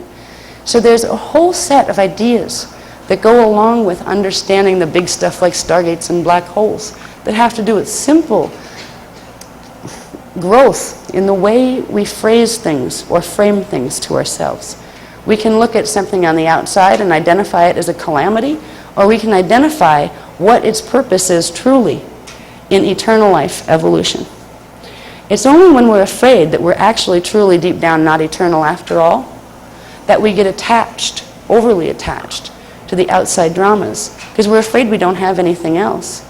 When we're sitting in our heads these days, since 25,500 BC, trying to figure out who we are, where we came from, because we don't remember any of the other parts of ourselves, it seems like this here is the only thing that's real. But when we begin, and the first stage really is when your astral consciousness starts to kick in, and you start to realize, oh my gosh, I was floating above my body, I saw it down there, but I was wide awake, and I could like zip through walls and windows, and I went and I spied on somebody who was really cool. You know, I found I could do these things. Your consciousness has the ability to, it is a multidimensional consciousess. The fact that the gene code has not been functioning properly because the templates have been blocked by the implants, some of which are the Metatronic implants, that is what keeps us imprisoned. We have the ability and the power, if we know our anatomy and we understand how to use our 3D minds to run frequency, we can clear those blockages in our template and get more and more progressively of our higher dimensional consciousness, our soul, our oversoul, our avatar, our rishi, and our ascendant master level of self and consciousness into our bodies, progressively healing our bodies as we go. And each one of us that does that heals a part of the planetary grids and a part of the human grids. Every species of animals, every species of plant or bug or rock or person, being, has what's called a tribal shield template. If you look at a template, scalar shield, as the template that holds the program for what matter form is going to manifest. Everyone that's of the same species has certain codes, certain mathematical programs in their shields that are common, and some of them are different. That's where you get individuality within a species. Now, every one of us that becomes more healed, that brings in more higher consciousness, that begins to activate our flame bodies, begins to affect the tribal shield, because our personal shields are literally ensconced within the larger tribal shield, and that is ensconced within the larger planetary shield, which is part of the solar shield that all of the planets in our solar system is a part of, which are part of the galactic shield, up and up and up all the way. So every time, each one of us count what we do with ourselves and our frequency. As we heal ourselves, we help to heal each other, we help to heal the planet, the other life forms on the planet. So I'm wondering where we're going to move and what, it's almost like we move through a labyrinth of data when we do these workshops, where first we're here and then we move over here. It's a weaving. It's like making a weaving, like a beautiful Indian rug, where you have to put the right colors next to each other, and you have to align them mathematically the right way to get the right patterns to come out by these little strings being woven together. And every audience requires a different Indian rug because each one of you have a unique signature, energy signature, shield signature of consciousness, which means each person will understand the information in a different way or be unable to understand it if it's put in a certain way. So we're going to together, through the period of the next 2 days, try to co-create a group work of art. Az and I will be part of that, but we're not the weavers. We're only 2 of the weavers. All of the weavers are in this room, because it requires each one of us to speak, to learn, to understand, to share, to be sensitive, to try to feel, if you can't understand the words, to try to feel the frequency beneath them. Together we can create a beautiful Indian rug, or maybe it's an Iani rug, that will hold together the information that will be given in a way that can become personally useful to you. And each one of us, when we go home, will take a little piece of that rug, almost like a holographic replica, because the big rug will stay. But we'll take a little piece of it that's our piece of the rug, of the weaving of information, that's big enough for us right now. And your piece will be different than your neighbor's. But there's a piece for each of you here that you were guided here to bring home. And we will do our best during the process of this workshop to do our role in helping to weave those beautiful rugs. I would like you to know that we care very much about all of you, regardless of what walk of life you're from. I don't care if you've been Metatronic. I don't care if you've been doing Flame and Blue Sword for the last 40 years and I just terrified you to death. I didn't mean to terrify you. All right, there is hope. Flame body activation. There isn't judgment toward the races who have chosen a path of the fallen ways. There is, however, consequence for them. They're loved by the founders. They're loved by Source. there's no damnation. They're the ones that created the angry, wrathful gods that put fire, people in fire and brimstone and stuff. Any nice guy doesn't do that. That's just having a temper tantrum when you have a lot of power to push around. There is huge love in the teachings that we carry. I don't want the love to be missed because of the technical data that's needed to be given. But if I have to get accused, like I sometimes am, by people who are used to being patted on the head and their egos perked up by all that sweet light and love talk, if I have to get them angry with me by saying, well, the love is here and I will do my best to communicate that to you. Feel the frequency, and if you can't, you should ask yourself why. Because it's huge, the love that we carry and the people that we work with carry. But what's more important right now? Patting people's ego to make them feel safe so they can have more security blankets to hold on to and to put over their eyes and hide behind? Or loving them enough to tell them the way it is and give them the technologies that aren't that hard, that they can begin to heal themselves and help themselves, and if nothing else, protect themselves from what's coming. That's where the love is. We're willing to be unpopular in the New Age movement. Oh boy, are we. It's like we almost created our own, because they couldn't stand us.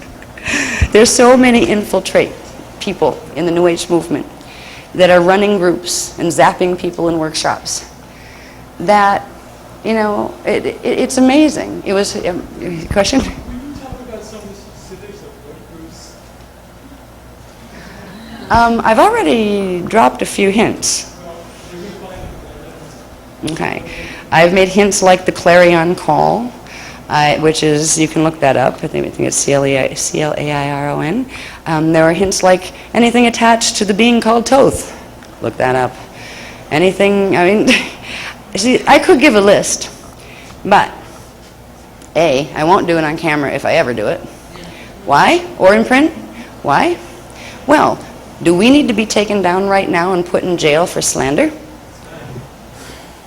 We're not stupid. We have no gripe with the people who are the mouthpieces for the fallen ones. It's the fallen one's agenda we have a gripe with. We don't have a need to point fingers at the individuals, but we will at times name some of the movements. It's attached to the Thoth material. It's attached to anything that identifies with what's called the Alpha Omega Melchizedek order. All right, I won't name names of individuals who are involved because that's not important. This is true. As you're just pointing out, and we teach people to listen on the inside instead of turning to experts on the outside to find the answers. Now, if we know some things about who's who, and we know a lot about who's who, believe me, I wanted to run when I found out. Well, there's an ability you can cultivate inside of yourself, and it starts with a simple question. The ability to decide and identify for yourself whether a system is serving a true Christos empowerment agenda, or whether it's using Christos lip service to give you an agenda that's going to take you down into a black hole, but they're not about to tell you that. There's one key element. Where do they ask you to put your power, or tell you to put your power? Are they telling you to call upon the name of Archangel this or Archangel that? Are they telling you to say the 500 sacred names of God and everybody else? Are they telling you to kiss the feet of this guru or that guru? Or to put a picture of this guru or that guru on your door of your refrigerator so he can beam frequency and protection at you all the time?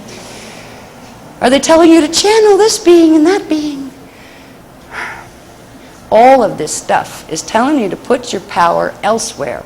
The Christos, the true Christos teachings, tell you that you have right within you your inner Christos. This is what the being that was called Jesus, actually his name was Jeshua, he had come with his group of indigo Grail line children to bring that knowledge of the inner Christos back. So anything that's teaching you, even stuff that's teaching you to worship a symbol of a dead Christ on a cross, is teaching you to put your power outside of yourself to worship somebody else, which is saying to yourself, I have no direct connection to God.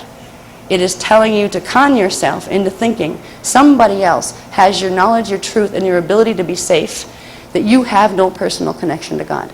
So if you can know these little tricks of the trade that are underneath and woven in between their pretty words, Where are they asking you to put your power? Are they telling you the mechanics and the anatomy of your interdimensional body so you can remember how to get yourself back in the body so you can embody your God connection? Or are they telling you God is out there somewhere else, away from you, and you got to kiss somebody's toes, knees, or nose in order to get up there to see him again? All right. Where are you putting your power is the answer, the big answer to the question of who's who out there.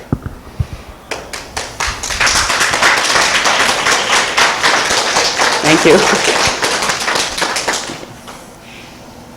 And also, answering it that way keeps us out of jail. Because we can't afford to be sued. And the truth of it is, the name things, at times I will share in intimate circles of friends and things what we know. After a while it becomes very obvious. You will develop after a while, particularly with flame body activations, you will just be able to sense the frequency. You will be able to tell by holding a book, you won't even have to open it, what the energy signature is, whether it's coming from up or down. So naming names becomes a moot point. It's just helpful in the beginning, before people realize that they have the sensitivity in themselves to develop that ability. There are some big tricksters out there. Basically, we suggest don't follow any movements, including ours. We don't want followers. We're here to share. Gurus have followers. Priests maybe have followers. We don't look for followers. We look for people just like ourselves, who are avatars in bodies just dying to figure out how to wake back up so we can get the rest of us in body to figure out what we're here for, to figure out what to do about it. You are all avatars. We all have that part of ourselves, Christos avatars. Even the fallen ones originally started as Christos avatars, and they still have a part of themselves that never fell. Whether they'll ever connect to that part of themselves again is their choice, because their Christos avatar will not force that choice on them. But each one of you are no less than us, and we're no more than you. But we're all pretty great. We need to remember. This is why there's one being I want you to follow, and that's the truth of the wholeness of you. And that will be a different being for each one of you. But it will share a common community that's called the Universal Christos. And beyond that, we have the levels where we're part of the Rishi collectives, the Brenna Rishi. We all have parts of ourselves there. So as we move through some very challenging, some of it's going to be funny. I mean, you know what I've noticed that's really strange? For the people that are working like the other agendas, let's say, they get really upset with me for revealing the history. Oh boy, did that upset them. Some of the, like, say, the Flaming Blue Sword people and stuff, right? They got really upset when we started revealing the history from the records. They didn't want that revealed because it shows who they are and what they're up to. But they'll throw all sorts of accusations. Oh, they're just fear-based teachings. Oh, where's the love? This kind of stuff. The love is right here in the frequency. But for us, supposedly, just teaching scary, fear-based stuff, we've had more people laughing their way out of our workshops, being hit with some of the most heaviest, biggest, most scientific, most broad spiritual information they ever encountered, and they're joking and they're laughing and they're feeling good when they leave. We must be doing something right. Because we're teaching you how big the drama is, but we're teaching you that you're even bigger. And you're part of a Christos, and you're part of a cosmos that's bigger, that has the ability to move through things where fallen angels fear to tread. We don't have to be afraid. And we will never teach you to be afraid. And do you know why we won't teach you to be afraid? You can only give what you really have inside. We are fearless. We are fearless because we got it. We know. We feel the reality of the living Christos inside. And it doesn't matter. Christos isn't a word that just belonged to Christians. They borrowed it. We'll get into that a little bit probably tomorrow. But there is a joy and a freedom and a trust that comes when more and more of you, your true self, awakens inside of you, your Christos self. Where you begin to realize, it's funny, you get to a point where you just like throw all the books on your bookshelf out because you know you'll never look at them again, because the information starts to come from inside. It's a lot easier to move that way too. Books are really heavy to carry around. The books are useful to get you through where you realize you got it inside. There may come a time, if things get weird and wacky in the next few years, next year, we've got to move quickly. And it's going to be very difficult to take anything with us. If that happens, and we know we have it inside already, it's like, where did I put that file? I know that book's in there somewhere in my cellular memory, in your template. You do have it. You might not have immediately, every time you demand it, the answer to something. But if you realize it's in there, if you can ask the question, it implies you already have the answer. That's a little trick that most people don't realize. That if you can come up with a question, it implies you already have the other side, the other half of that energy signature, which is the answer. The question came up so you could give the answer back to yourself. Now you might find it reflected to you out here, where you actually project it into the hologram and somebody else comes up and answers the question for you. But when you start to realize the dynamic that's happening, you'll say, well, why don't I just directly manifest it? Okay, get into that space. I know the answer. I will let it come now. You know? There's a lot of tricks in using your own psyche that you can learn to make your process easier and more joyful. But the one most important thing is to remember right now you have inside of you everything you need. You have an inner Christos. You have your direct connection to Source. You don't need any dogma, any book, any priest, anybody, any hail in this, hail in that of things you can't see either, any channel to do it for you. You have it. You just need a little bit of reminding about where your parts are so you can remember how to use them. That's all we're teaching you. We're just giving you back a gift that we were given by the Iani. The reason we do what we do, as and I, now Mac, was Speaker 3, Marianne Calloway back there. Yes, I have to do that. It's part of official protocol. Anyway, we speak because we were given a gift, and we struggled to wake up too. I'm a what? What's an Iani? How do you spell that? Right? What was that word? Melchiza what? You know, and we all start with. Yeah, I remember I was a Melchizedek for a while because I couldn't remember how to spell the rest of it. You know. Now, we'll get into Melchizedek's. There's Melchizedek's, the Holy Order of the Unisai. The Melchizedek Cloister is actually, again, a name is a tonal resonance signature, the verbal translation of a tonal vibration. Melchizedek has to do with, it's not a being, it's not some flaming blue guy that flies through the sky and calls himself Captain Melchizedek, because they've got those too and they're not the real thing. All right. Jeez. They make pretty pictures to hang on your wall, though. The word Melchizedek is an ancient signature that has to do with the primal coding of the sound and light fields that this particular 15-dimensional time matrix was formed on. So it's simply like a family name way up on the Ascendant Masters levels of all of the consciousness in this time matrix. We all came through the different levels. We call it stair-step creation.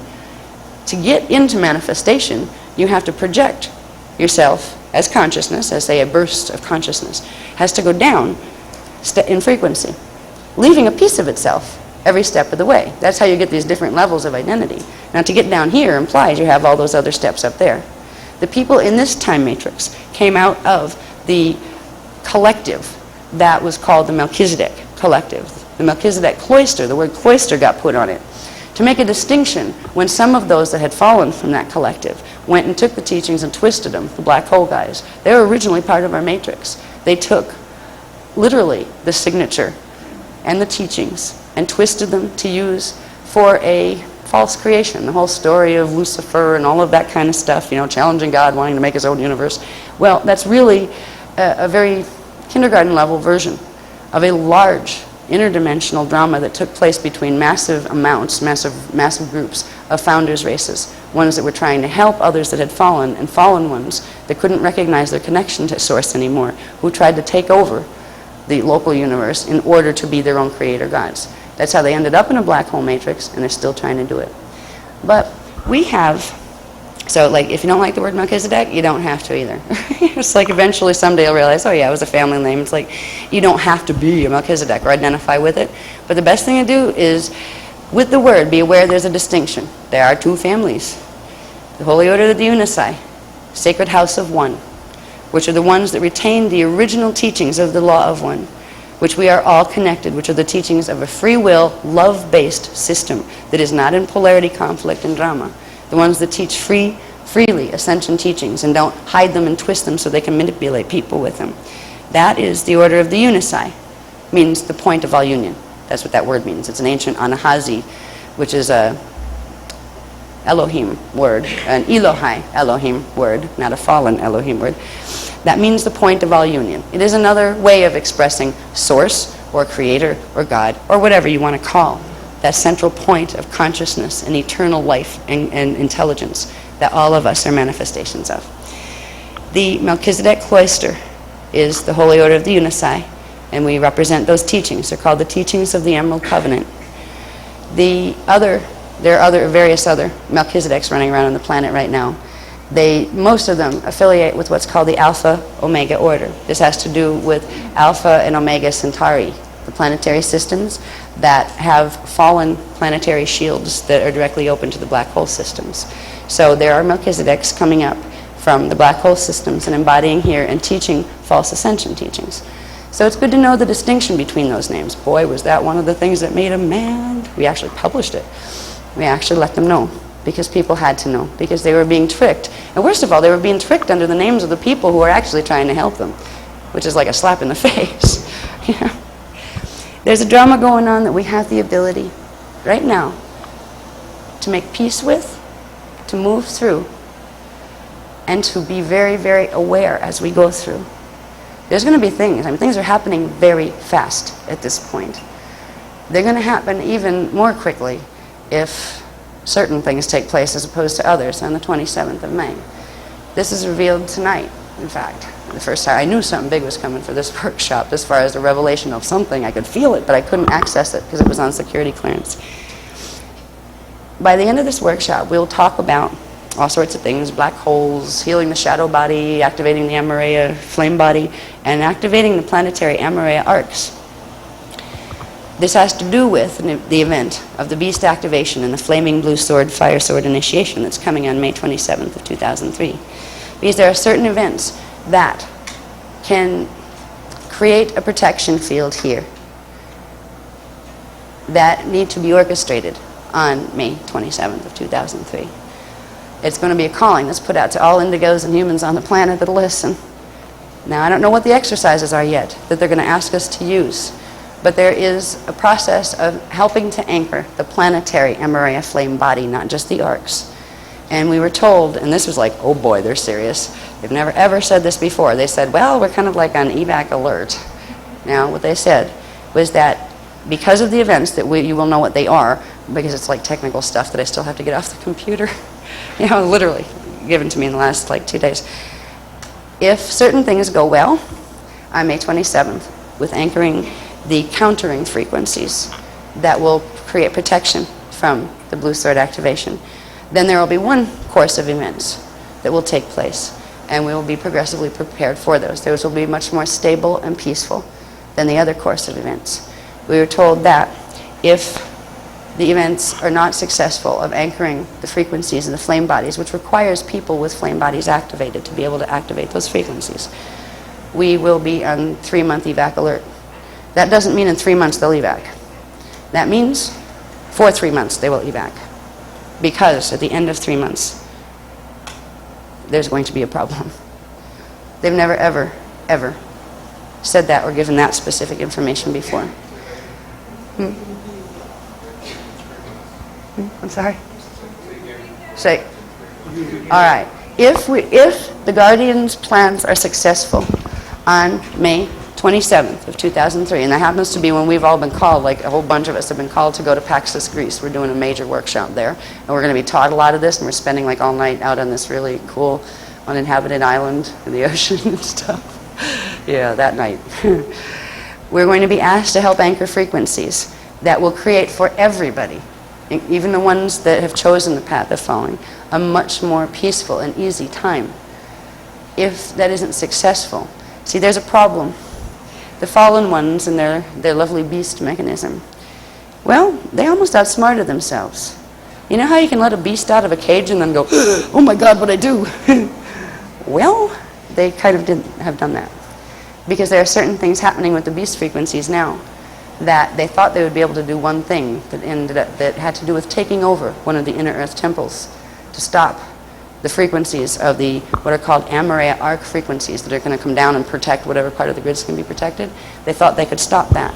Because they can't stop that, that goes on autopilot too, which is the protection frequencies that come in. They're going to implode their own black hole if they don't get help from guess who? They always end up, even when they're trying to destroy us, they get themselves boxed in corners that's going to hurt them, but also, you know, people on the other side. And they always ask for help, and guardian races they always try to help, you know, heal, whatever. So we are being asked to participate in a huge healing mission. If that healing mission fails and we're unable to activate, like anchor certain frequencies on the planet, it's going to bring a little problem up through a lock in our system. It's a galactic, what's called a galactic lock. Now there are gates and there are locks. Locks kind of work like gates, but they hop between dimensional bands through what are called the void spaces. There's going to be a little visitor that pops up in between our asteroid belt and Jupiter. It's the thing that was called wormwood in the Bible, and some of you that follow the work already know what that body is. It's a Nibiruan battle star that's connected in a direct orbit with the planet Nibiru. It is a planet that was forced into an artificial orbit. That's why it's not our 12th planet in our system anymore like it used to be. And it goes on an orbit that dips in between what was called the phantom matrix black hole and then comes back up for a cycle in ours. When Nibiru, the planet, goes out, wormwood, its counterbalance comes in. That's how they keep the thing in its retarded orbit. Well, wormwood was originally created by phantom matrix races. The phantom matrix races were the ones that fell directly from this system. They weren't part of the larger black hole. They had to do with another system as well.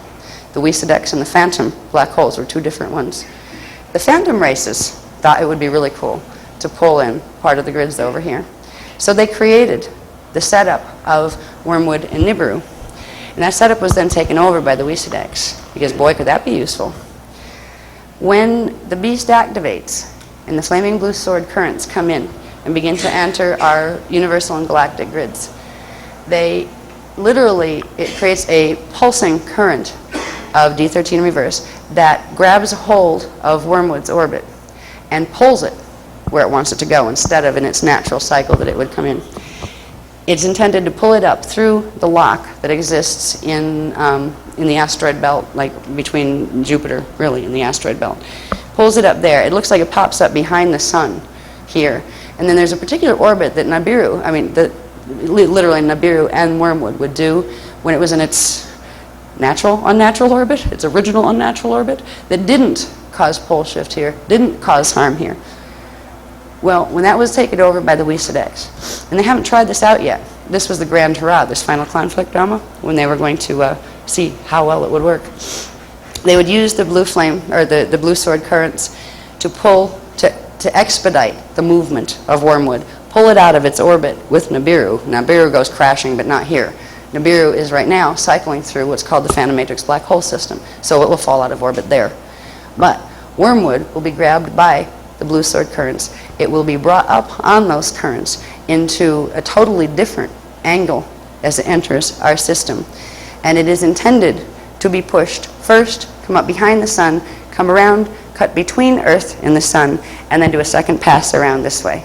You have any idea, just on a regular physics level, of how magnetic forces affect each other? This thing's about 3 times the size of Earth. Can you imagine what that would do here? Now, it was the tool that was intended to be used by the Wesedex to create this fall. And interestingly, the reason it's always been a hotbed on Earth, a hotbed of this activity, why Earth is always getting picked on. Earth is universal Stargate 3. It holds at its core universal Stargate 3.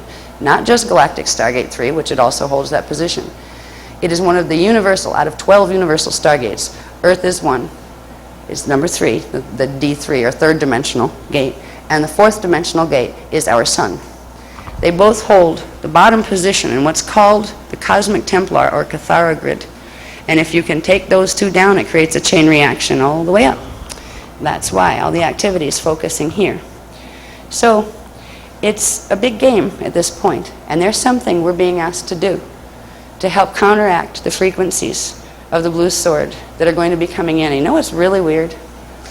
The people, I won't again name names, but there's a certain person who's teaching certain ascended masters' teachings that are planning for the fourth battle of Armageddon to begin in May, because that's when they're going to be out anchoring the flaming blue sword.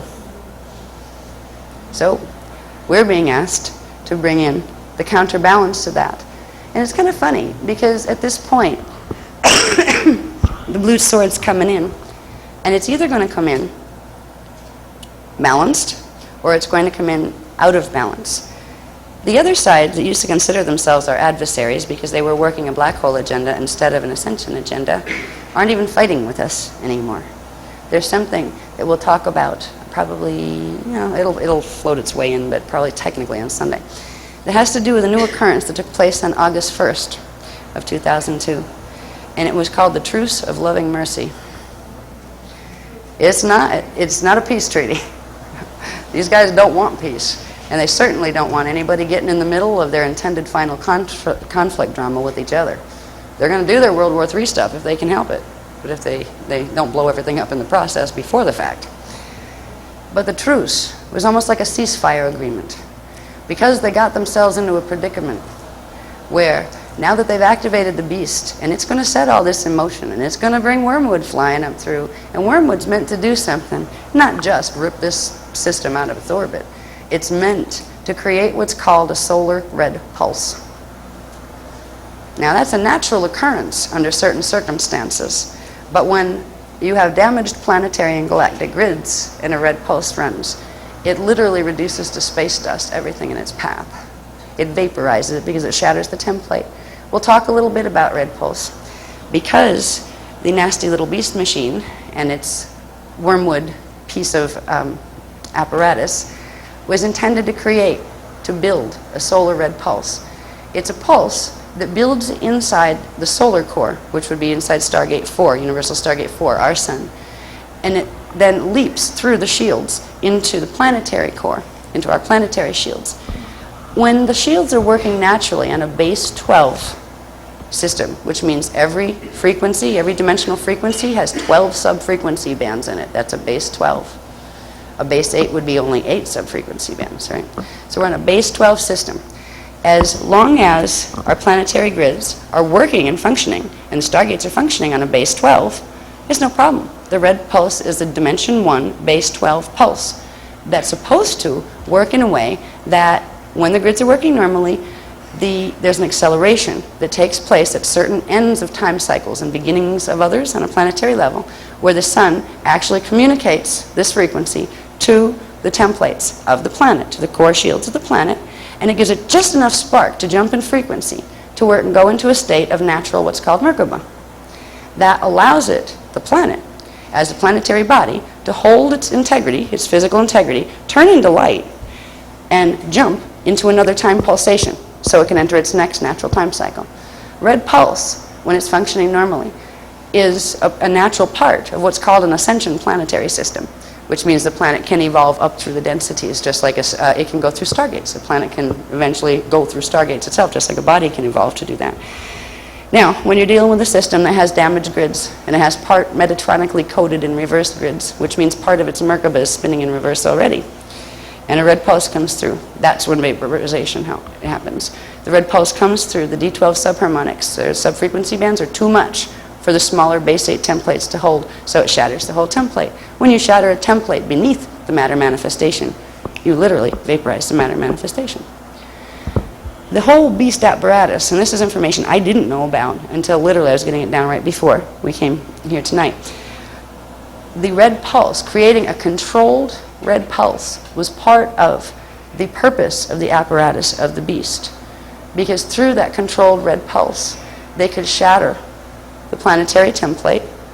In shattering it, they could hold it in an electrostatic field, which is that net field that I talked about, and drag it in the net field, so it didn't shatter and just go all over it, drag it, the pieces, into the black hole system, and then reassemble them by bonding them to other structures that are running on the base 8 reversed coding of the Metatronic WISADEX system. It's an ingenious plan. I mean, talk about mad physicists running around wild. Wow, these aren't just mad geneticists, these are mad physicists. These guys move planets, you know? So, the fallen ones, in their messings here, and in their hurry to make sure the Guardian groups didn't get enough healing work done in the grids. Because see, we were running around, running D12 frequency into the planetary grids to heal them. And whenever we did that to a grid, neither side in their little war could take them anymore. They were healing them and they were putting them under protection. That got them upset, because if we did that to enough of the planetary grids, eventually it'd flip over to the whole thing through critical mass, so they wouldn't be able to even activate the beast. They couldn't do anything. So they activated it instead of waiting till 2011. They began the first activation cycle on March 23rd of 2002. And then they put in the second set of activation codes, which seals the deal, on July 24th. Now we're in the middle of a drama that we still have a job to do. Whether we're awake or not, whether we think we're an indigo, a human, or an Illuminati, doesn't even matter. We got a body. That body has the ability to run frequency to whatever degree. And that degree you're not going to find out right away. That has to do with you and your soul and your oversoul. But we all have, and even Illuminati races originally came from a Christos template. We all have the ability to work with these frequencies to whatever greater or lesser degree. And right now we have the ability to make the difference between whether or not we can get all of us out of this predicament. Because if Wormwood comes up through the gates, through the lock, and into our system, and creates that red pulse, there will be a period. Now it will start to come up through the locks when the fire sword initiation happens. That fire sword initiation is phase locked in to the universal grids right now for May 27th, 2003 at 11:11 p.m.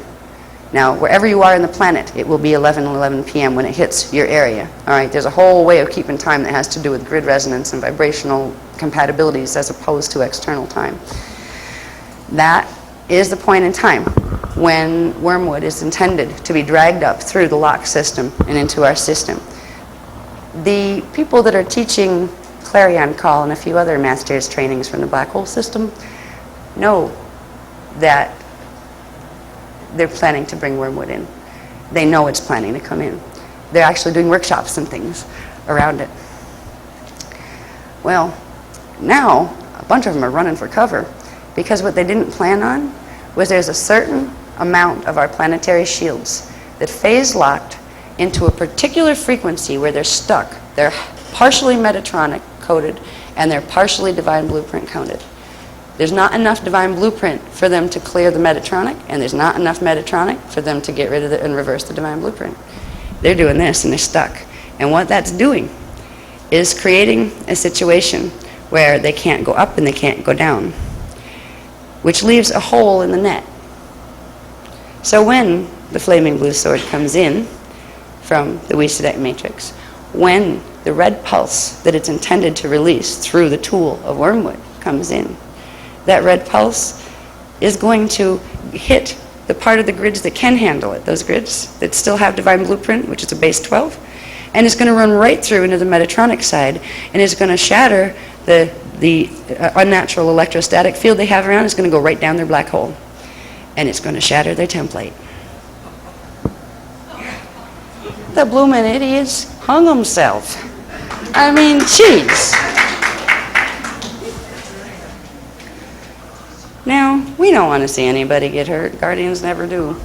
Unfortunately, if that happens, there's also going to be a backlash that will come over into the protection fields of what are called the Trion Miash field and the bridge zone that our grids are being, linked into for support. Our grids will be okay because the frequencies of the Trion Miash field are stronger. However, what it will do to biological life forms that don't have 100% activation of 12-strand DNA is another story. If the red pulse gets released, it's going to cause real problems for both sides.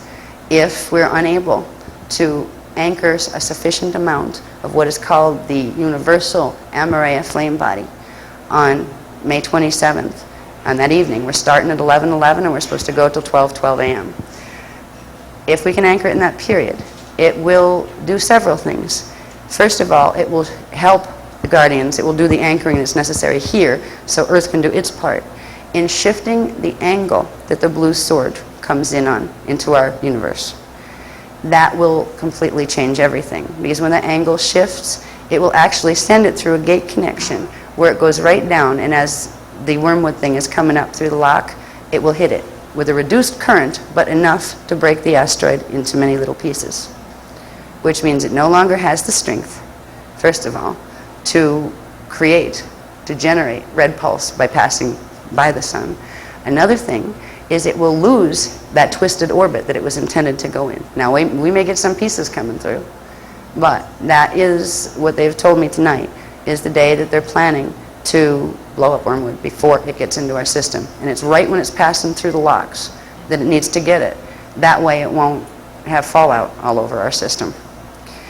If this works and we can anchor with it, what we're doing is anchoring a protection field on the planet, the Amareya body's protection field on the planetary level.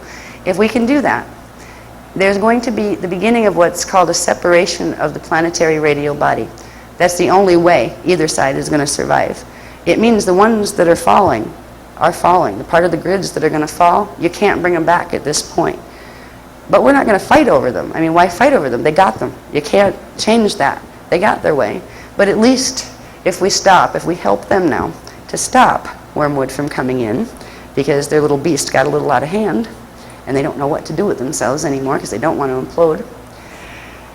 If we can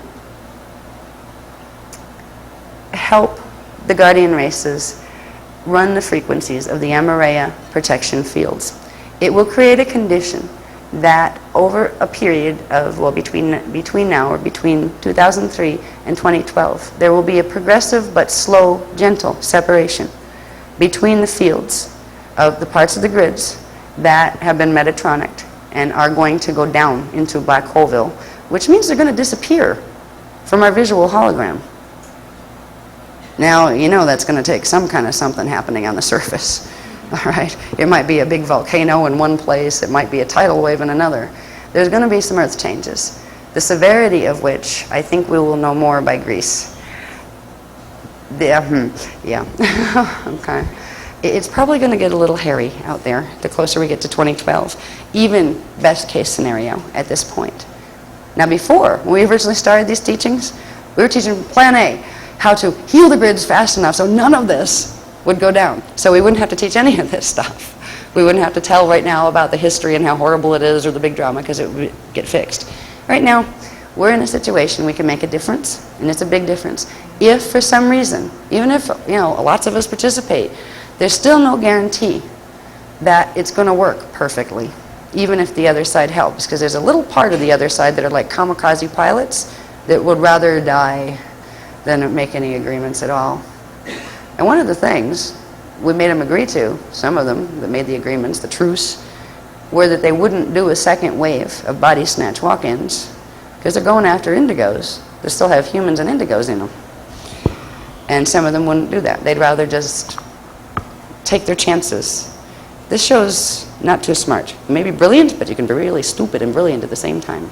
So there's still some counterforce happening, where indigos are getting messed with and humans are being hassled, but it's not as severe as it had been because of the truce of loving mercy, which gives an easy out for both paths of evolution, an easier out, which by cooperating, even between a group that has chosen for eons to call the Guardian races their chosen selected enemy, only their second favorite though, their first favorite enemy were the other side of their own conflict drama that they're fighting. If we can, at this point, realize the grids are already divided.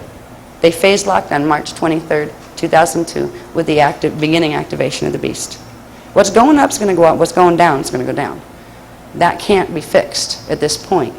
But there's a part of the grids that are in the 31 to 51% divine blueprint left range that are the ones that are stuck.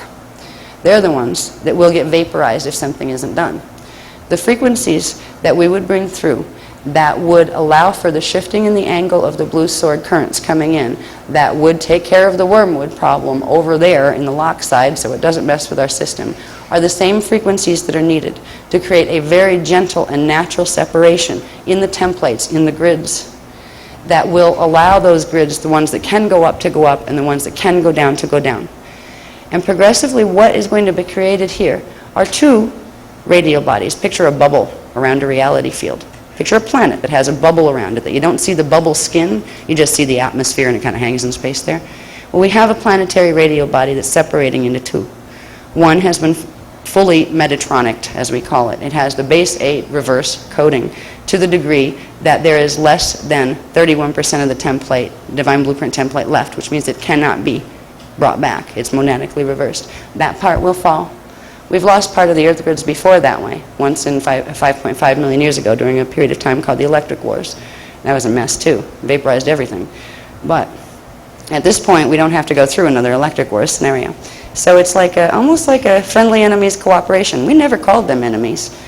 And they call anything enemies that doesn't support their agenda, no matter how wacky it is. But at this point, it will behoove the others from the fallen matrix to assist us in anchoring these. They will anchor and they will try to help stabilize their blue sword as it comes in. But they are actually, because they're the ones that petitioned for the truce, because they can't fix the wormwood problem. It's on autopilot now, and they don't have strong enough frequency to change it.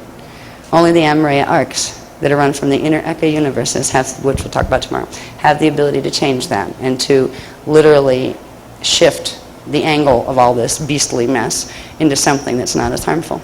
So we're in a very unique position. If it goes well, which in our world, failure is not an option, right?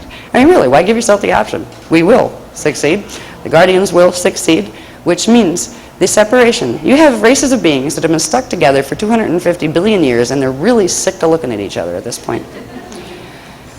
We're sick of the people being nasty and doing all sorts of horrible things to planets and galaxies and each other. And they're really sick of us, goody two-shoes, trying to tell them how it really works better if you do it this way. We each get what we've, for a very long time, each race gets what it's wanted for a very long time, which is the freedom, the full freedom, to express the truth of its vision. Their vision is very different from ours, and their vision leads to a finite implosion in a finite black hole system. But they have about 2 billion years, if they don't blow themselves up now, of evolution in that system. Quarantined from everything else, but they can play Master Gods of the Universe. And then they already prepared themselves with the ashes to ashes and dust to dust programming. They know they're going back to space dust someday. So they have their choice. We can't make their choices for them, but we can all work together at this point peacefully. We've always tried to work with them. Even here, when this information was starting to be given, we had to release it. There's, I don't want to tell these guys this because they're really going to hate my guts. I don't want to reveal them. I don't like to name names. Why? Do I want to hurt people? Am I angry with people because they're having a different agenda than me? No. They have a right to a different idea. Even on the founders level. There are founders races that had an idea, and that idea got them really messed up, and they still want to follow it. And they have a right to do that, even though it's not a very smart thing to do. Because God and the universe are fair. There is a balancing that will always happen. And it's not some God comes down and zaps you, you were bad, so we're going to blow up your black hole. It's simply action and consequence. We will all eventually meet the consequence of our chosen actions. We were given the gift of free will. If we choose actions that work in harmony with Source, with the universe, with good intention toward everyone, with a remembrance of the love that we are all one being, and there's a level of reality where we always will be one being. If we work with that principle in mind, the consequence of our action will be peaceful and joyful. If we work with principles of hatred and anger and blame and justification for destroying something else, or elitism and arrogance, anti-Christos behaviors, the beings give themselves an excuse to act poorly and abuse the laws of nature. Eventually the laws of nature will give the consequence. And that's what's happening here. So nobody is rendering any judgment on them, but they have brought a judgment of physics down upon themselves. That was their choice, but at least the way of the path of the Amaraya arcs that we're moving into now gives both sides an ability to have more evolution. We have the ability to move into what's called the bridge zone space, which is a continuum cycle, a time pulsation rhythm that gives us actually a time cycle bridge between where we were, where we are at this time, and where we should be at this time if our grids were working naturally. It gives us about 2,000 years in safe space until we can naturally, our planet can naturally re-evolve back into its natural pattern. It will go into what's called density 2, the next level. It will ascend. That's our safe zone. Their safe zone is they have 2 billion years or so worth of evolution, unless they do something else stupid and blow themselves up somehow, by doing internal stuff, to fight with each other, because that's what they're going to do. You have creator gods on the Draconian side and creator gods on the Anunnaki side. We call them Weesadex and Weesadrax because they're both Weesadex, but some of them have Omicron Draconian coding, which is a base dragon moth coating that's kind of mixed with reptile, and then the others have the Anunnaki, which is part cetacean, dolphin people, and part aquatic ape. So they can play masters of the universe, and they can, throw fireballs at each other for the next 2 billion years if that's what makes them happy. There are people on this planet that will be in each of those different radio bodies of the planet when they separate. And I keep asking, what's this going to look like? Because if we're going to disappear out of each other's hologram, large amounts of people disappear out of each other's hologram. That's got to have a symbolic translation in the hologram as far as action. And I think we're going to be learning more about that, but this has to do with the beginning of the time of tribulation that was mentioned in the Bible. There are sicknesses that are going to come to some groups. There are earth changes that are going to come to others. But we're going to see a shifting of consciousness. There's probably a lot more to this. I think there's going to be some very strange time effects. Like, wait a minute, wait a minute, I lost 2 days, where'd they go? This kind of stuff happening the closer we get to 2012. That's if we get to 2012. The object of the game here is to get to 2012, all right? We'll have 2 separate reality fields progressively moving apart, but gently, because of the frequencies that will allow for the gentle separation instead of the red pulse implosion. And 2012 will be when the final, and that was always the date when the final divine blueprint was going to be reset and the black hole would be closed. They will go their way, and we will go our way. What this is going to look like, I can't tell you what it's going to look like in 2012. But I have a feeling by then, if we make it through this period of May 27th, and that goes well, we'll have several stages of learning and having experiences that probably get progressively more strange to realize what it's going to look like when that happens. And we will be progressively activating our flame bodies and bringing more of our avatar consciousness in. So it'll make a whole lot more sense to us once we're fully embodied as an avatar than trying to run around as a three-dimensional person trying to figure out how to get your avatar self back. We will have what we need, and we wouldn't be given a cross bigger than what we could bear. And that's very true. I said more in the introduction than I planned. What time is it? And amazing, it came fast too. Well, anyway, I kind of teased you a little bit about some of the stuff we're going to talk about this weekend. It's almost like I gave the end of the workshop at the beginning. We will fill in details, lots of them, in the next 2 days. We will start, however, tomorrow with the good stuff, the exciting stuff, the ancient heritage that's ours right now, the flame body, activating the flame body. This is the personal stuff, the stuff that gets you through. The stuff that if you can't remember anything else, remember how to do this. We will have 7 exercises that will be given tomorrow. Not all at once. They'll be broken up. There will be like the morning session, and like the afternoon session, and the evening session, and they'll be broken up through that period. It's very important to get these activations now. They are one of those that you can use them again later. The exercise, you can use them again later, but you don't have to. It'll amplify what you got. But as long as you get them once, you can go on to what's called Technique 8 after 4 to 6 weeks, right? 4 to 6? Yeah. Now, Technique 8, we can't run here because you need to have the frequencies that you will get from 1 through 7 building in your shields and activating in your DNA template for 4 to 6 weeks before it'll even activate. If you can run Technique 8, it's not going to do anything for you. It won't activate because it would overload your system, and you get your flame body all right. Your whole body would go into flame body, and your own template won't allow that to happen. When you're working with the Christos frequencies, you can't overload. You can't have a real bad Kundalini crash because your template, your avatar level, will shut down the portions of your template that are running too much frequency until your body gets back into balance. So we're going to explore the flame body tomorrow and how to activate it. Part of those teachings will involve understanding the shadow body. To understand the shadow body, you really need to understand the astral body and the radial body. So we're going to understand those parts of the anatomy, and then we'll be able to understand how to activate the flame body. We'll do the activations. We'll talk more on Sunday about the big stuff once we get the solution. Because this is why it surprises me that it came out this way, but I'm feeling I'm getting a little nudge to kind of like reveal the new stuff that would have been at the end, at the beginning. But there's a reason we don't have to be afraid, and that's the stuff you'll learn tomorrow. About you have this wonderful flame body to walk around with that will create massive protection. And if it goes to a point where things don't go particularly well on a mass level, on May 27th, that flame body will allow you to be evac through a gate. Most things on the planet, if they can't hold D12 frequency, at least momentarily, 12-strand activation, can't go through an inner earth gate because the template would implode. That means most biological life forms are stuck here if anything goes wrong. With the flame body activations, that changes. And the more of us that activate our flame bodies, the more that will spread through the tribal shield and offer the same opportunity of frequency to people we'll never meet that have the ability to hold that frequency. We will help it to activate for them too, and for the planet. So we'll learn how to do that tomorrow. Now, tonight, I'm thinking, I was going to do it, I'm trying to think. There is a set of activations that are actually precursors to being able to use any of the flame body technologies. Many of you have probably had them already, which are the Emerald and Amethyst Awakening Masters Kundalini activations. All right, people who haven't had them, you do need to run them.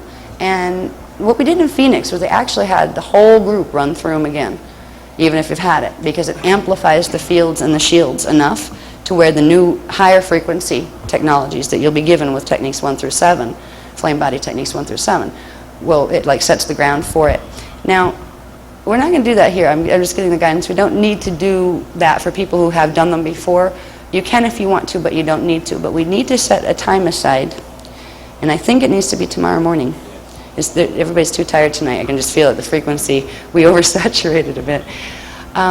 Tomorrow morning, for people who want to participate with this and want to go through the meditation session that will begin the first level of your shield activations, that will begin the first level of DNA template activations under the D12 Christos imprint, where you're running D12 subharmonics. We'll arrange for, we're starting the workshop at 10:30, right? Yeah. So about 9:30 it'd have to be, right? Yeah. I'm asking Mac back here if you're wondering who I'm looking at over your heads. Yeah, all right. We're going to have it. I think you're going to run it, Matt? Is that all right for you? All right, speaker 3, Marianne Calloway, will be running it. How many people feel they need to do that? Okay. Okay, and again, anybody that wants the amplification of the activation that's had it before, you can do it again. It's a pretty long meditation, but thank God it's one of those that you really only have to do once. You can do it again for amplification if you want to. All right, so the people who want to do that tomorrow, Mac, just have them come down here at 9:30? Is that how you want to work it? Okay, you can meet Mac down here. Mac is Marianne Calloway. She's speaker number 3, Emerald Covenant speaker 3, and she will be running the Emerald and Amethyst Awakening preparatory exercises. And then we will start at 10:30 with the program. It will go a little slower. I won't keep just throwing heavy information at you. We'll take some time. We'll have graphs. We'll have charts. My infamous graphs and charts. Yes.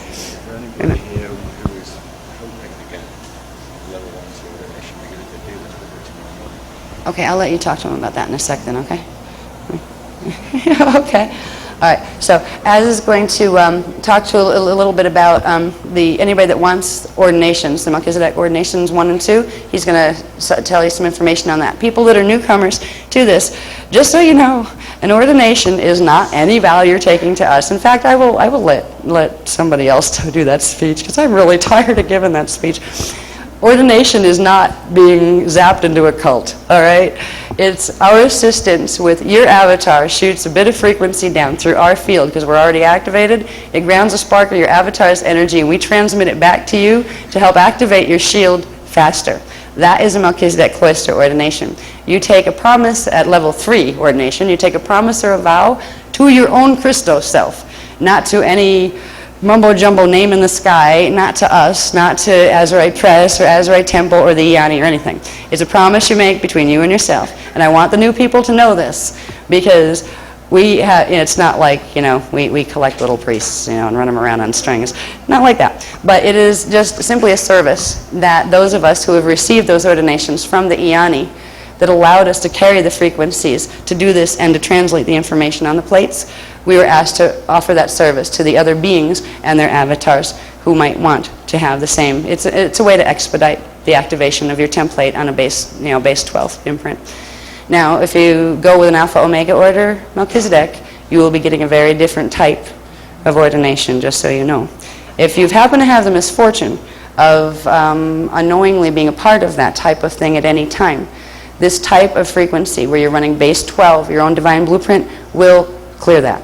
So you're not permanently zapped or anything. But those kind of ordinations run by the ones who are working the Metatronic code are specifically to activate progressively more amounts of the blue sword currents in your body. Ours does the opposite. In fact, we don't give you currents. What they're actually doing is giving you currents from their own bodies that are running from the black hole matrix. What we do is simply receive a spark of frequency, D12 frequency, from your own Christos. Not somebody else's, not some unnamed Christos in the sky, but your particular avatar level of consciousness consciously sends a spark. And if you're not ready for it, the avatar will say, no, not now. And I was like, sorry, why don't you go meditate and talk to your avatar because it doesn't want me to do it. Right? I've had that happen only once or twice. But I just want you to know the difference and know what, when we say ordinations, what it's about. It means, yes, you become, if you want to be called that, a Melchizedek cloister minister. There are ministers, rabbinai, and regents, which is a level 3, which is it's really what everybody tends to aim for. It's the path of full 12-strand activation, of full avatar integration. That's completely between you and your avatar selves. We're just here to be in service of anybody that wants that. And there is no commitment to us whatsoever as strings attached, including strings you can't see. So I just wanted you to know that. Now, as far as officials on anybody that's interested in ordinations that hasn't had them, I'm going to hand this over to Az, please. Well, it's just because you're tired. There's only all this is about is the thoughtfulness involving. Well, I do better sitting down. You know that.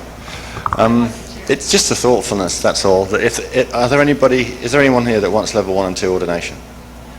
Okay. Simply that there needs to be an interval of time, 12 to 24 hours, between level 1 and 2 and level 3, which will be given on Sunday. So all this is to say, Mac, would you and some of the regents perform level 1 and 2 in the morning before you do Emerald? Well, before or after, but before the class begins at 10:30.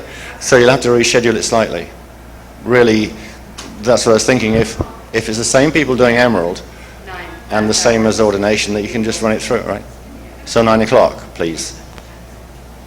And that means that level 3 can happen for everyone that wants it on Sunday, even the new ones. That's all. So 9 o'clock. That's what the lady says. So it's good night from me and good night from she. Thank you for coming. I think everybody's in the room, but they're all hanging out in the back. And I'm losing my voice, so it's going to be a little hard.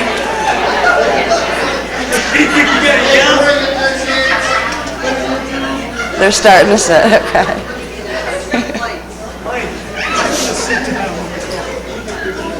Well,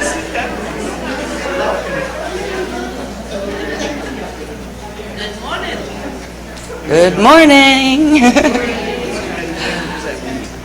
Thank you. I hope everyone had a good night's sleep. Have some strange dreams, perhaps. Pardon my bit raspy voice this morning. My cold thing is kicking back in, but I'm still going. I've done workshops sounding like frogs before, like a frog before. Remember when we went to Egypt and we were doing literally the workshops on site, and the climate, it just did something to my voice, and I literally was like this the whole time. It's really strange. So I keep going anyway, so if it doesn't bother you, it won't bother me. Well, today we have a lot of material to cover. And because it's again, as usual, a mixed audience with people with varying levels of familiarity with the work, I try to sequence how the material is presented a little different for whatever group that I'm presenting to try to accommodate just the feeling of where I think I can make the frequency bridge of understanding. Because when we understand something or don't understand something, it has to do with frequency. All right, everything is energy. Everything is light, or patterns of light and sound. So when we speak with each other, what's actually conveying, more than the words, What's actually conveying the understanding is the vibration behind the words. Our templates are talking to each other, and the outside expression of that are the words that come out our mouth. So I try to find a sequence of the words and the pictures that go with them that will help each group of people we deal with. Like I talked about that Indian rug last night, where it's a little different weaving for every group. With this group, I decided that because there's some new people, and rumor has it there's about 12 from what I hear. Only one person raised their hand last night, but that's okay. Now, with new people, it can be, the information can be overwhelming, particularly when we start at the end of the workshop like we did last night and reveal some of the big scary stuff. It's not scary when you understand the stuff in between, which is where your power is and where your connection to Source is.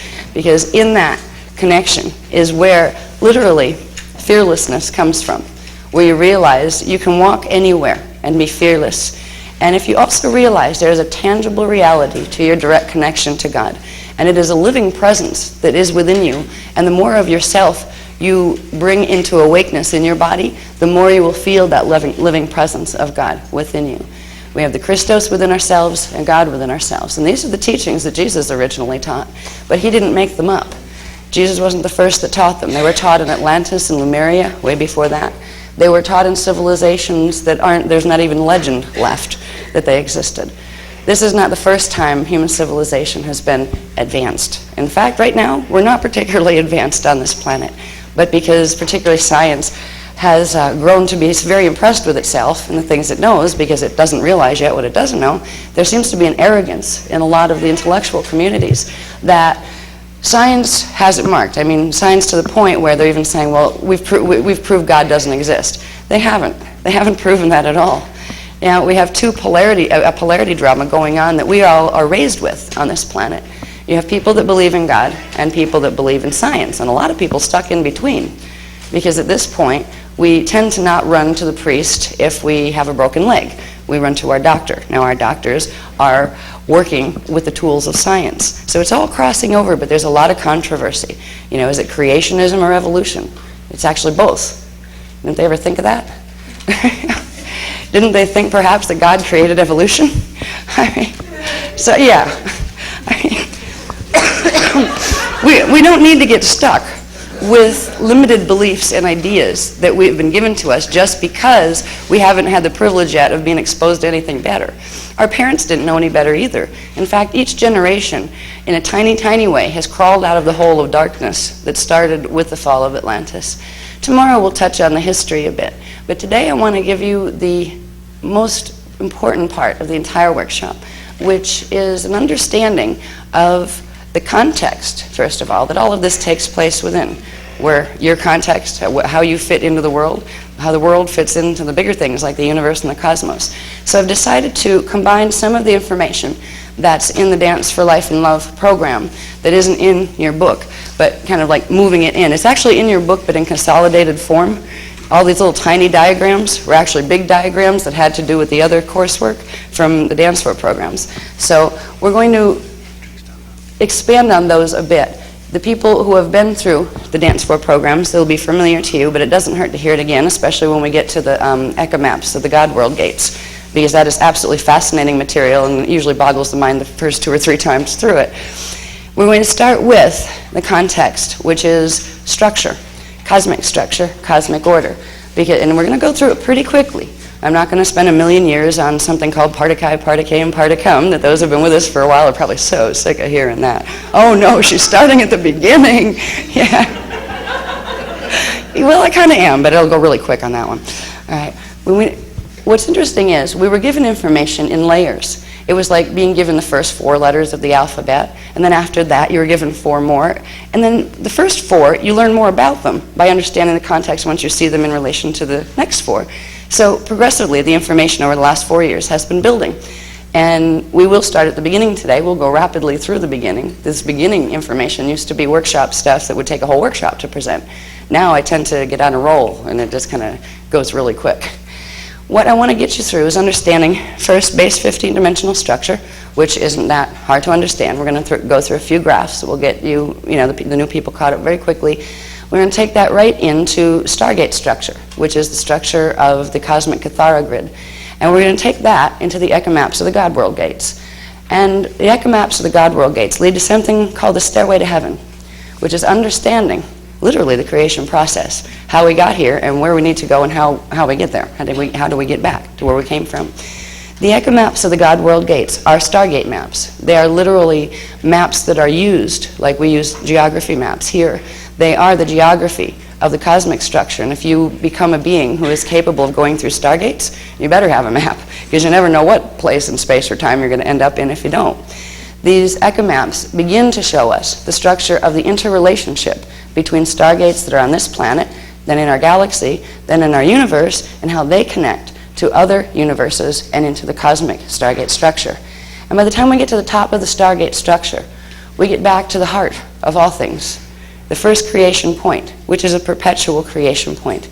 God didn't once upon a time have an idea to create the world, poof, made it, and then went away and did something else.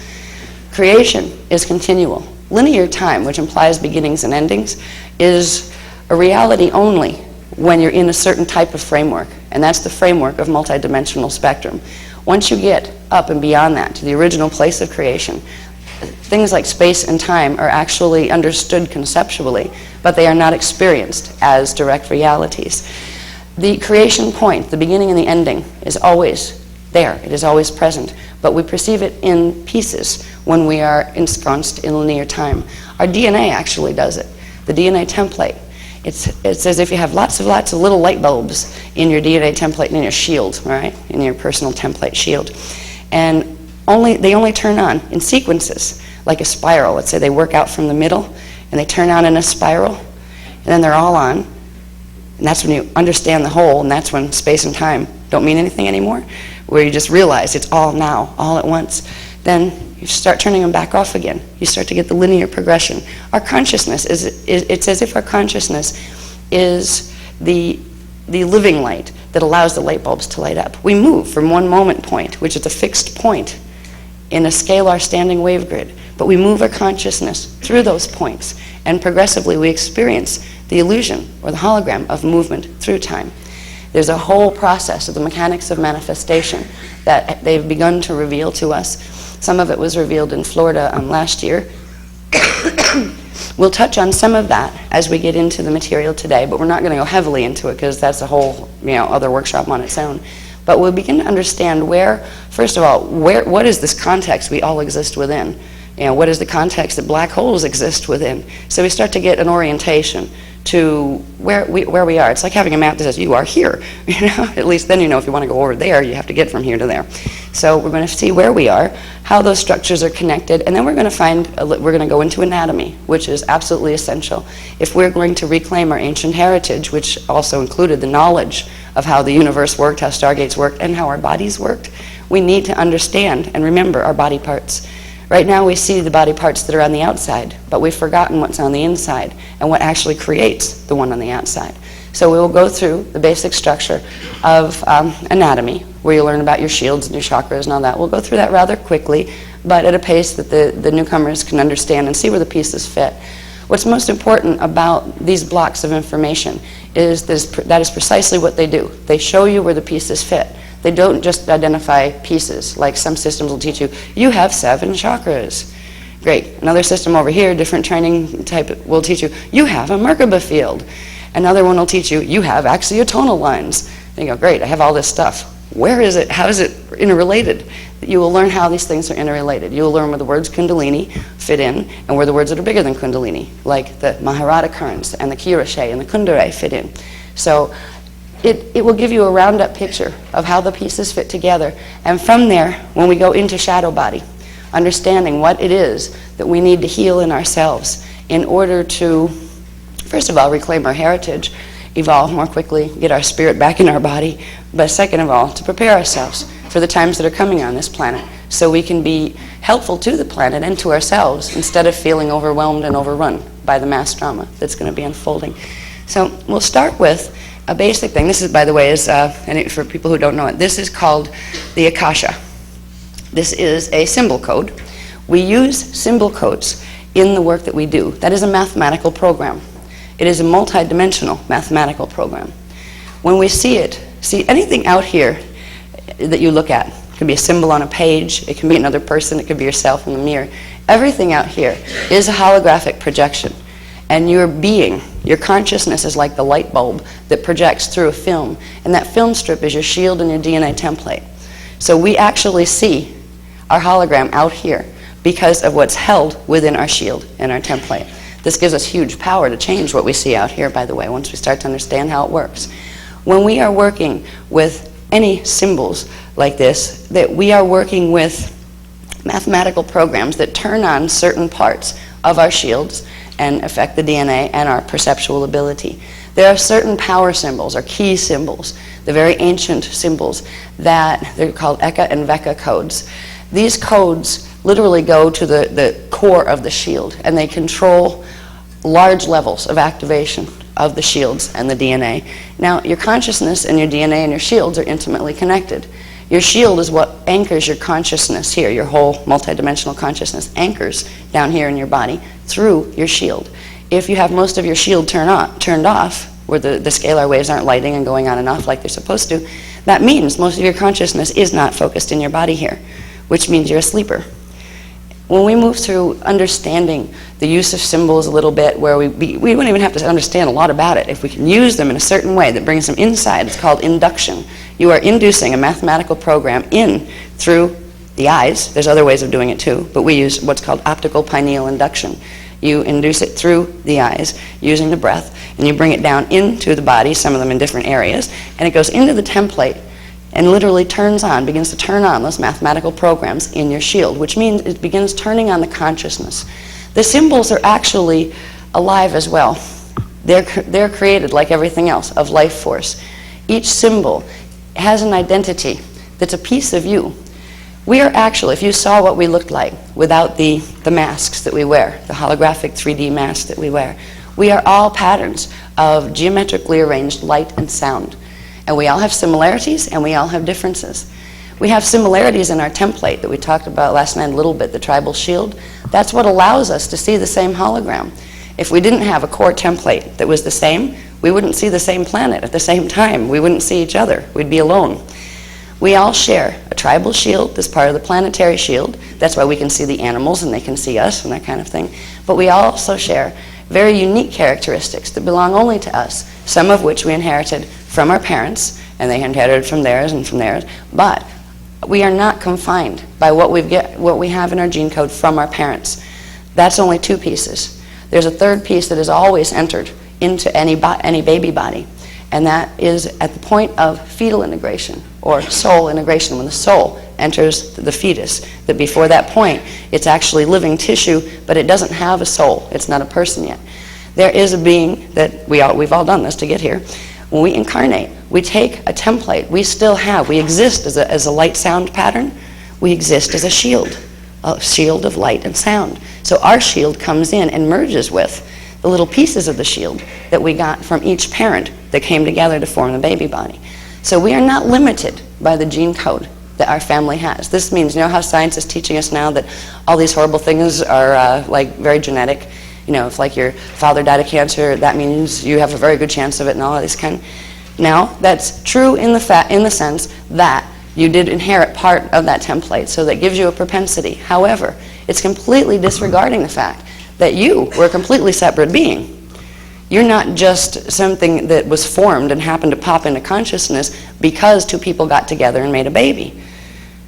You're somebody who made an agreement with those people that when they did that, you would come in and give that baby life. You would be the life in that baby.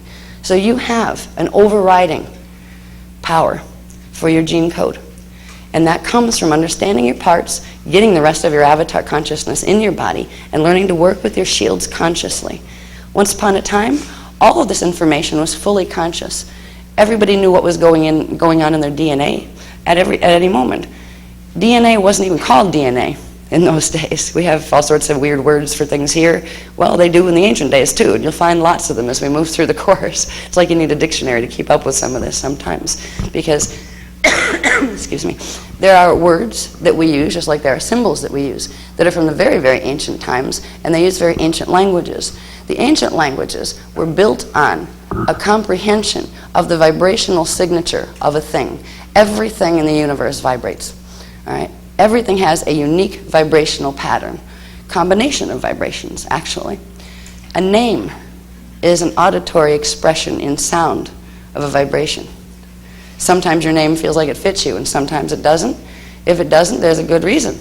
It means the name and the signature it carries and the meanings it implies. That vibration implies things. If that name doesn't fit, there's a vibration there that doesn't fit with who you feel you are. So there are names of things that you will hear, like when we name the currents, the Maharata currents, the Kiyavashe, the Kundalini, and there's a part where we're going to get into the 15 rays of creation, which are those currents, but specifically each of the dimensionalized ones. They each have a different tonal translation. We have Ray, Ki, Chi, Prana, Mana. There's a whole set of them all the way up. So we'll start to get an understanding as we learn about structure and we learn about just literally cosmic order and then some about where we fit into it. We're going to start to learn other things that are almost implied by learning that structure.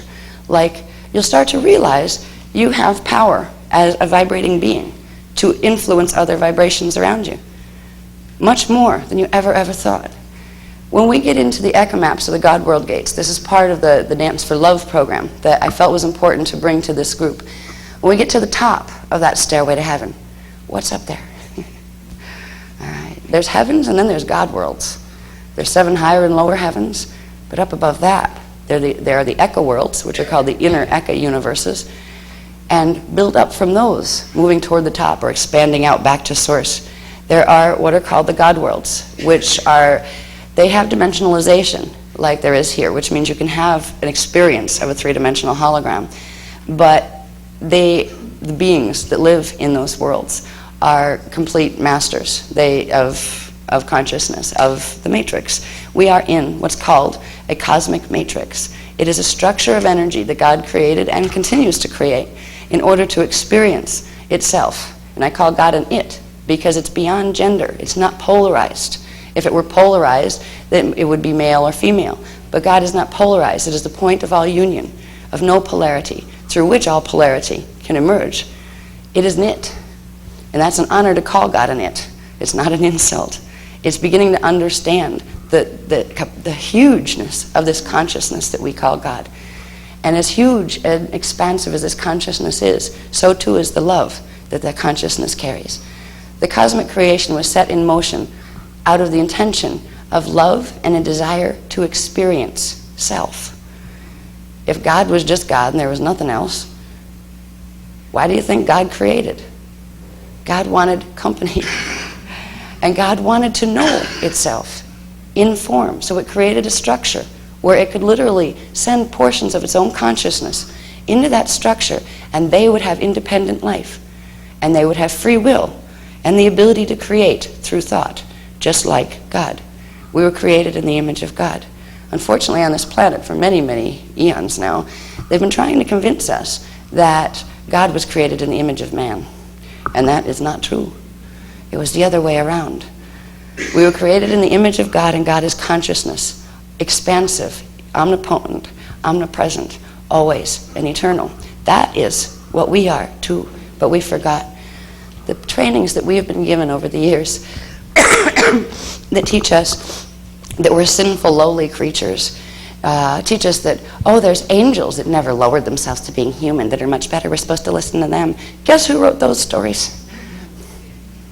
Oh, they're angels, all right. They're the fallen ones, the fallen angels. All right. Humans were the original angels. They were called the angelic human species. It was called the Oraphim, the children of light. Or means light. Well, when we work with the symbols, as we're going to a bit today, now we're not going to go into the Dance for program extensively in technique. If you want to move into that after this workshop, that's fine, but the most important techniques you will get are the ones that will be given during this workshop, the 7 flame body and shadow healing techniques. Somebody have a phone call?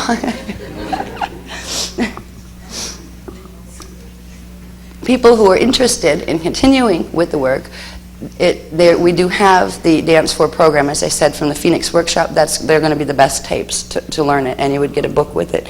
It's this book. I'm going to be working pieces out of this book this time, but that's the handbook now that goes with the Dance for programs. We won't get into using what are called VECA codes. Now there's a bunch of them. There's 12 Vecca codes that we've been learning how to use. All of these things talk to the shield. All right, they're activating different parts in your shield. When I talk about the shield, I'm specifically referring to your Maharak shield, which is the 12-dimensional portion of your shield. It holds all of the other coding, all the way down to dimension 1 in your body. We work with the Maharak shield with something called Vecca codes and Eka codes. The only one we're going to work with here is the Eka code, the Akasha, because the Akasha is a main control symbol. And I'll show you as we go through the Stairway to Heaven what it begins to activate and open in the body. It helps to understand where the geography is, so you understand